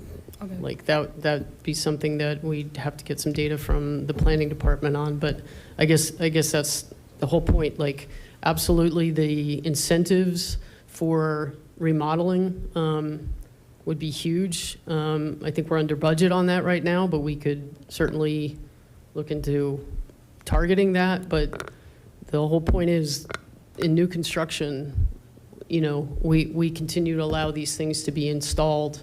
We are perpetuating the problem. And ultimately, as I said, there are going to be additional regulations that come about that will make these things illegal down the road, and we just need to get in front of it, is my thinking. So Fair, yeah. Thank you for that. Yeah, I'm agreement with, I think, definitely the spirit of what we're talking about, and I know, listening to kind of some of the processes that Boulder and Crested Butte went through, I know there was kind of like a pretty thorough like community engagement process that built a very robust and like very helpful program that I think support, and I support the values of this. So I still feel a little bit up in the air on this specific thing. I appreciate the urgency without totally knowing what the risk of not doing this now versus thinking about kind of a more broad approach to how energy is going into new builds. That makes it a little bit tough for me to do this, I think, in a piecemeal way, but I appreciate the conversation. Okay, and that is the last hand we have up. What? Oh, so a point of information. So if there's no amendment to this, can incentivizing remodels be made later, or should that amendment be added now if Councilor Nystrom is agreeable to that? Should I make that clearer? Yeah, I'm seeing some. So if this passes, can it be instituted later that remodels have incentives for electric fireplaces? Yes, I- so I there think- doesn't yeah, need to be we're- an amendment. We're talking about two different things, right? You're talking about new builds, remodels are yet to come back to us? Remodels are on it as well. It's both are on it. Oh, okay. In the code, it says any new or remodeled fireplace to be installed should be one of the following. I also have a point of information, which is that this, if this passes, it would become a first reading ordinance and go through that process. So in terms of, just to your question, Councilor Sinks. Councilor Lowe. Yeah, thanks. Not to beat a dead horse on this, but I won't. I really do think it seems to me that this is unlikely to pass tonight, but it also seems like you're hearing loud and clear that there is an appetite to really go at a more comprehensive look at our zoning code. I appreciate I get it. We're 6 months is frustrating. We're 20 years too late on this problem all around. But I think there's a number of things that we could look at in the zoning rewrite. I think when we bring this resolution in a couple months, we really should come up with some language that really encourages the city to be as expansive as possible and sort of bring us a list of options that really would reduce greenhouse gas emissions. And I think this could tie in well with the SMART workshop that you've secured in the retreat, because one of the things that we can then discuss in that session is, well, what are the highest leverage options within the zoning rewrite to actually reduce greenhouse gas emissions? So I think you've set up a couple of things here. I would be supportive of it being referred to the LIC. But I think even more than that, I think rather than doing sort of a piecemeal ordinance change that we might not be quite ready to do, given that we don't fully understand the implications on this, let's ask staff to come up with several different options that are really going to have the biggest bang for our buck in terms of greenhouse gas emissions, and tee those up for passage next year. I think that's what I'd like to see happen here.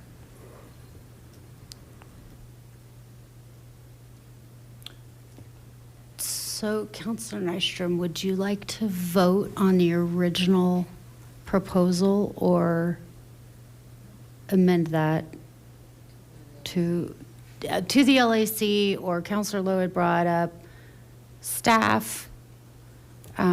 Again, we are down a manager of our sustainability right now, so I don't know. Either way, there may be challenges if we do retreat in early February. There may be challenges to having an all-encompassing conversation that includes strategies and options by that time. But what are we getting you good at saying, as soon as administratively possible? I don't know. How do you feel?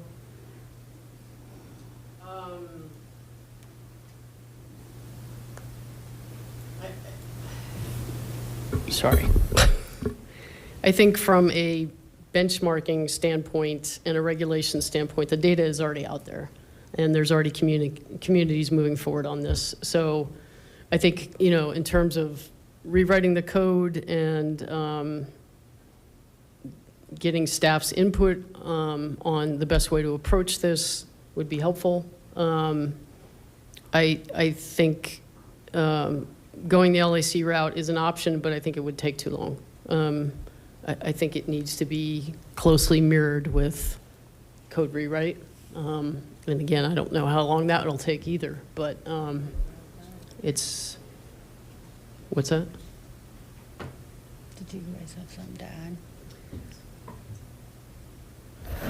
Yeah, I thank you. Again, we all sense the urgency, but we also want to, some of us have different viewpoints, and I appreciate that, there's this understanding from you, Councilor Nystrom, that you have that data, but what was shown here in the legislative request is a snippet of the code, and I think for some of us, we just need a little bit more information. So I feel like we're making this very binary, like if we don't vote on this, and that means that, we don't support sustainability, which is not it for me. For me, the zone rewrite, the code rewrite that we're looking for, and the planning or the LAC stuff would come at the same time, relatively. We're looking at something 6 months out, and that would allow us to take on some of those recommendations and apply that when we're reading thoughtfully and seeing what's missing from that. So,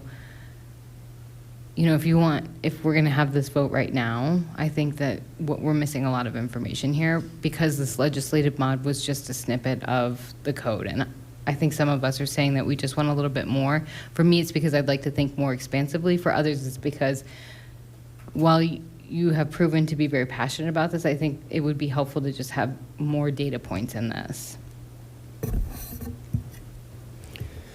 So Yeah, it's up to you if you want to just vote as you proposed it, or if you want to accept amendments to it. Yeah, I'm completely open to, and I'm not suggesting anybody that would vote no is not supporting sustainability initiatives. That was not anywhere in this for me. I'm absolutely receptive to amendments for this. Part of my point in bringing this forward is to get it on the radar and to, help increase the awareness and the understanding of the detrimental impacts of these things, right? So let's start with the mention of sending it to the LAC. Are you open for us having that be the vote, that this would go to the LAC to look into options, strategies that other communities are doing?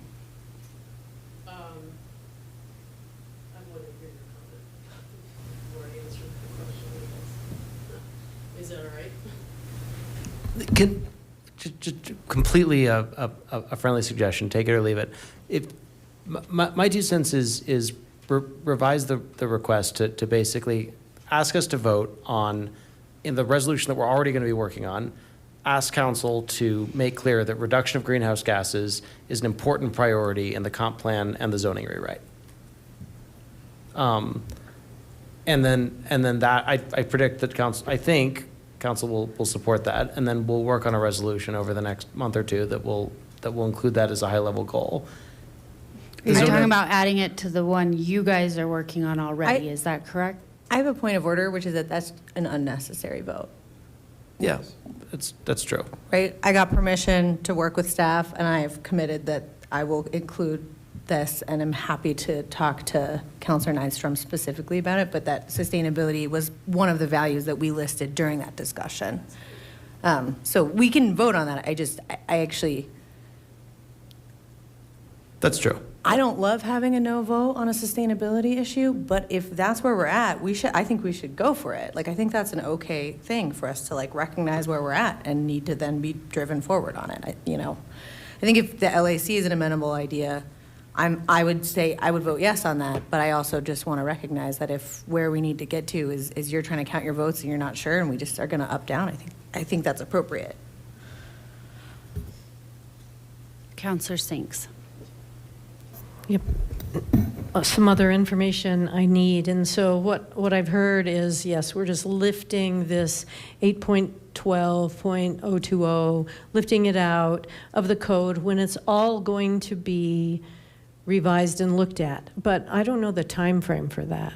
When is that going to happen? Or what input will we have on checking if sustainability is infused wherever it can be? So those are my two Ms. questions. Hudson?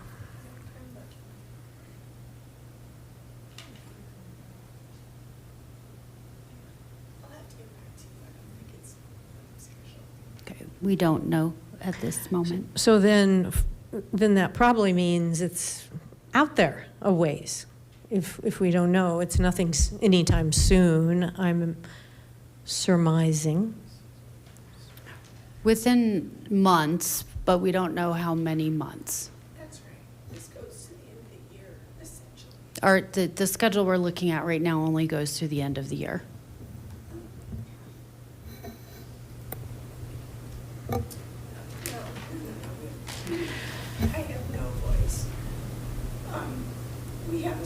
session, March 17th.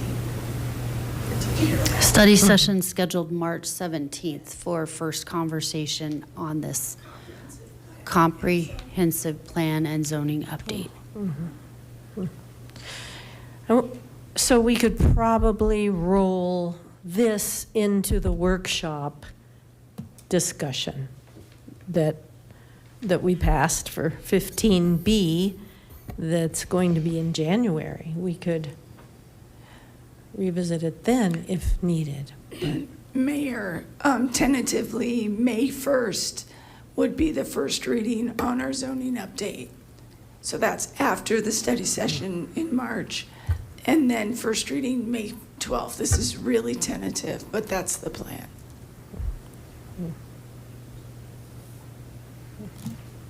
Thank you.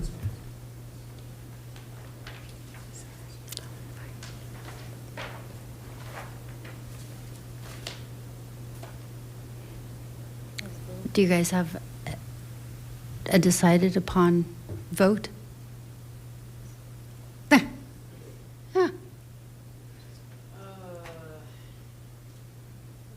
Well, I guess we need to resolve this one way or another. If it's going to be part of the... Sorry. It's going to be part of the zoning rewrite, then it's covered. So maybe we just move forward with the vote right now to move this along and then proceed from there.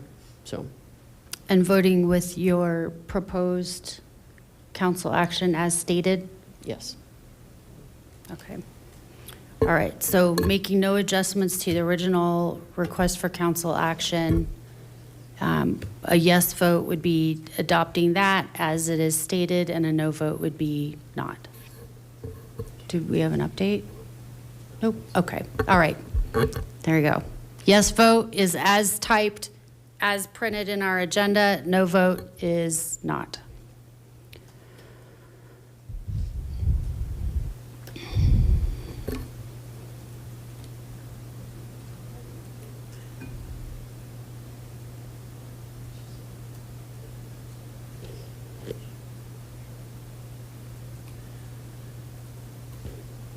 There we go. That fails. 2 yeses, 8 noes, the noes being Strom, Olver, Mayotte Guerrero, Ryan, Sharazai, Lowe, Cruz, and Sinks.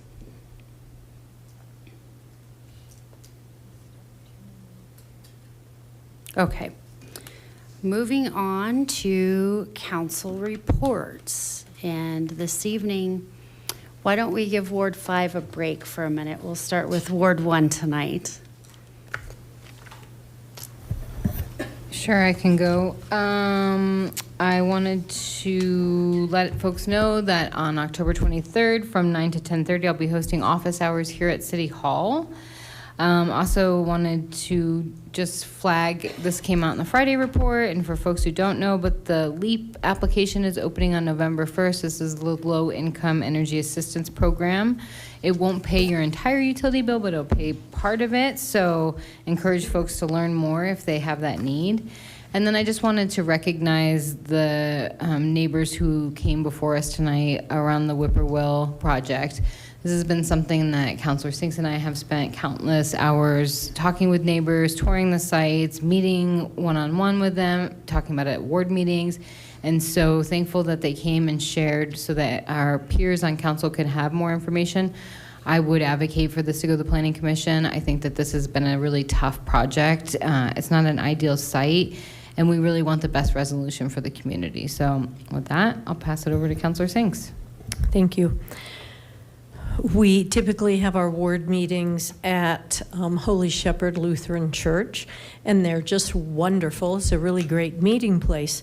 However, from time to time, the church members need the space for funerals or something like that, and that was indeed the case. We had a speaker all set up and it all planned. However, they said, sorry, you can't have it there now. And so, as Councilor Sherazai said, she's having office hours, I think you said the 23rd. I had them last Friday.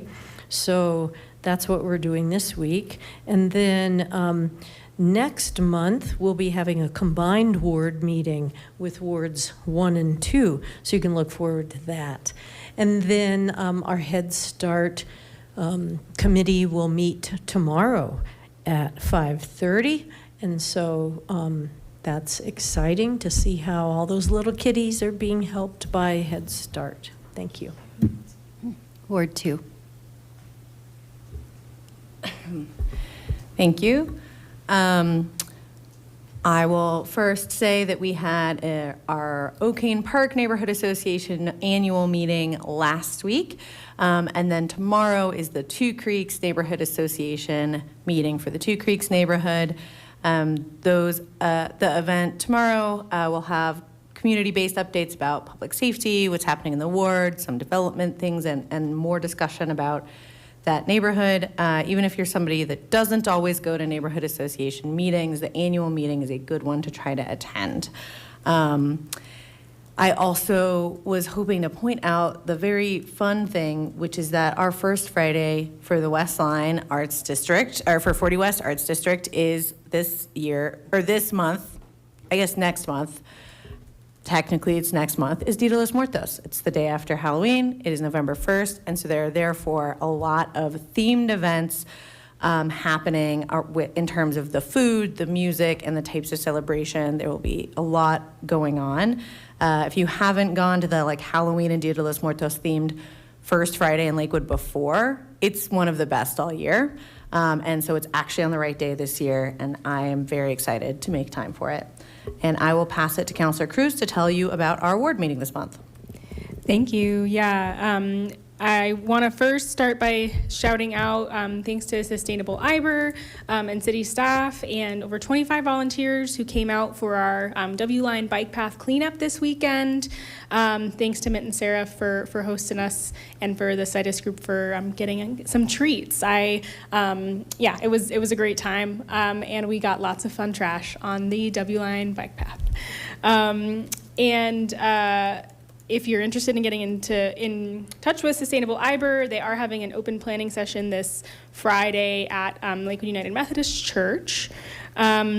Additionally, definitely come check out the Arts District for the Dia de los Muertos art walk. And then also the day before, Flamboyant Theater will be hosting El Cuco Fest, which is a kind of horror and Halloween themed Latino festival on Halloween at 1560 Teller Street. So check that out. I think it's going to be fun. There will be art and then a movie. Finally, our ward meeting will be on October 26th at 2:30 at the Washington Heights Arts Center. We were really grateful and had a really great meeting there last time, and we'll be doing it again this month. So looking forward to seeing folks there. Ward 3. I think all I've got is to ask you to join us bright and early tomorrow morning. We'll be there. I'm glad it's only 10:20 tonight because we'll be there bright and early at 8:30 at Sunrise Sunset. Looking forward to seeing all of our Ward 3 residents and having good discussion over coffee and breakfast. Yes, second to that, I will see Councilor Stewart and our Ward 3 constituents bright and early, 8:30 a.m., Sunrise Sunset on South Wadsworth tomorrow morning. So see you there. And I just wanted to, I don't think we've had a chance to do it yet, so I wanted to commend the city on another fantastic cider days. It was great. We were out there both days. The weather was fabulous. My husband had his customary turkey leg, and fun was had by all. I got all 4 of my nieces and nephews out there, and they just had a grand old time. And we also briefly stopped by the Barktoberfest that happened in Belmar Plaza this past weekend. I did not know that it was possible to cram that many dogs into Belmar Plaza. They were everywhere. They were barking. It was pandemonium. But it was just very Belmar and very, very Ward 3. So it was great. I got a couple of subpar pictures of dogs everywhere in Belmar Plaza. So always lots of fun things happening in Ward 3. Ward 4. Thank you. And I wanted to say thank you very much to the city and the Elks for hosting another West Metro Veterans Fair at the Elks Lodge. It was another fantastic event, and I know everyone is very appreciative of the city's contribution. I know that there's a lot of different organizations that get involved in that as well, but I wanted to make sure that the city gets its due as well. And the folks who were doing the little cookout and serving food, I know is always very appreciative as well. I also want to echo something, even though it's not a Ward 4 event, that Councilwoman Mayat Guerrero mentioned. The 40 West Arts is holding their first Friday on November 1st. Dia de los Muertos is a large event, and frankly, everyone in our city, this shouldn't be just a word thing. I think everyone in our city should turn out for that event and show some love and appreciation of the great work that the different galleries are hosting. And then I will turn it over to Councilor Over to talk about our Ward 4 meeting that's coming up this Wednesday? Wednesday. Yeah. Yes, our Ward 4 meeting is on Wednesday, and it'll be at 7 o'clock till 9 o'clock. We had to move it this time, so be aware. We're back at the Lutheran Church of the Master, which is at Alameda and Jewel, and our feature speaker will be the Chief of Police of Lakewood. So that should be fun and interesting. Thank you. Ward 5. Okay. Our next ward meeting is on the 23rd at 7 o'clock at Westwood's Church, and we're having a presentation from the Water Conservation Board.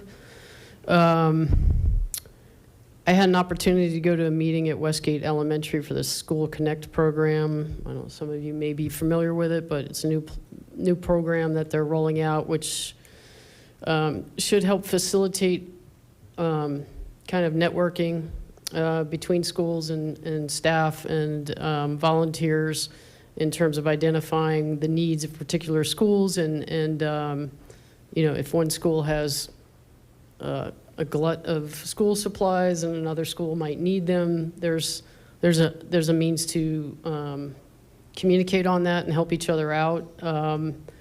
What came out of this particular meeting is that the Westgate Food Bank is running dry, as well as Bear Creek High School, the food that they collect for students. I know Westgate Elementary has about 40 backpacks that they fill on a regular basis.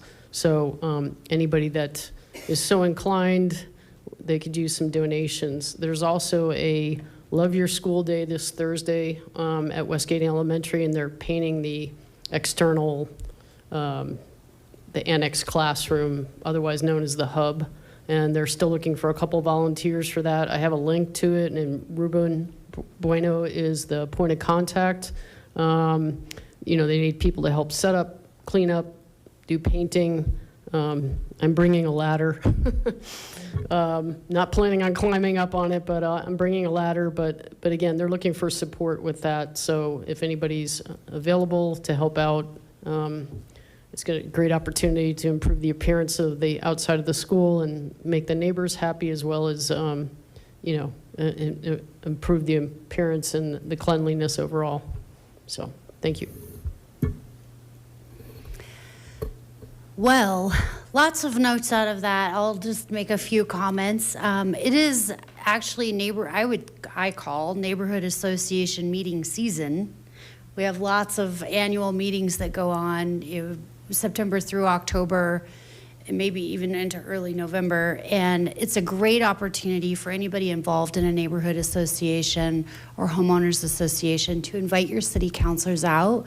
We love to come connect with you where you are. And I too was at O'Kane Park last week. I think we have Two Creeks Park coming up next week, I believe, or maybe no, that's tomorrow night.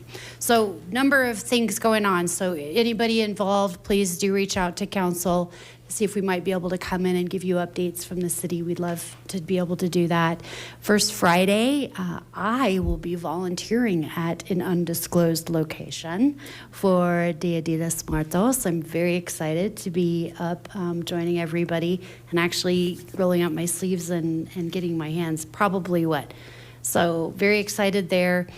Ballots are out. If you do not have them in your mailbox already, they will be very, very soon. The clerk dropped them off at the postal office on Friday. So I would encourage everyone that this ballot is long.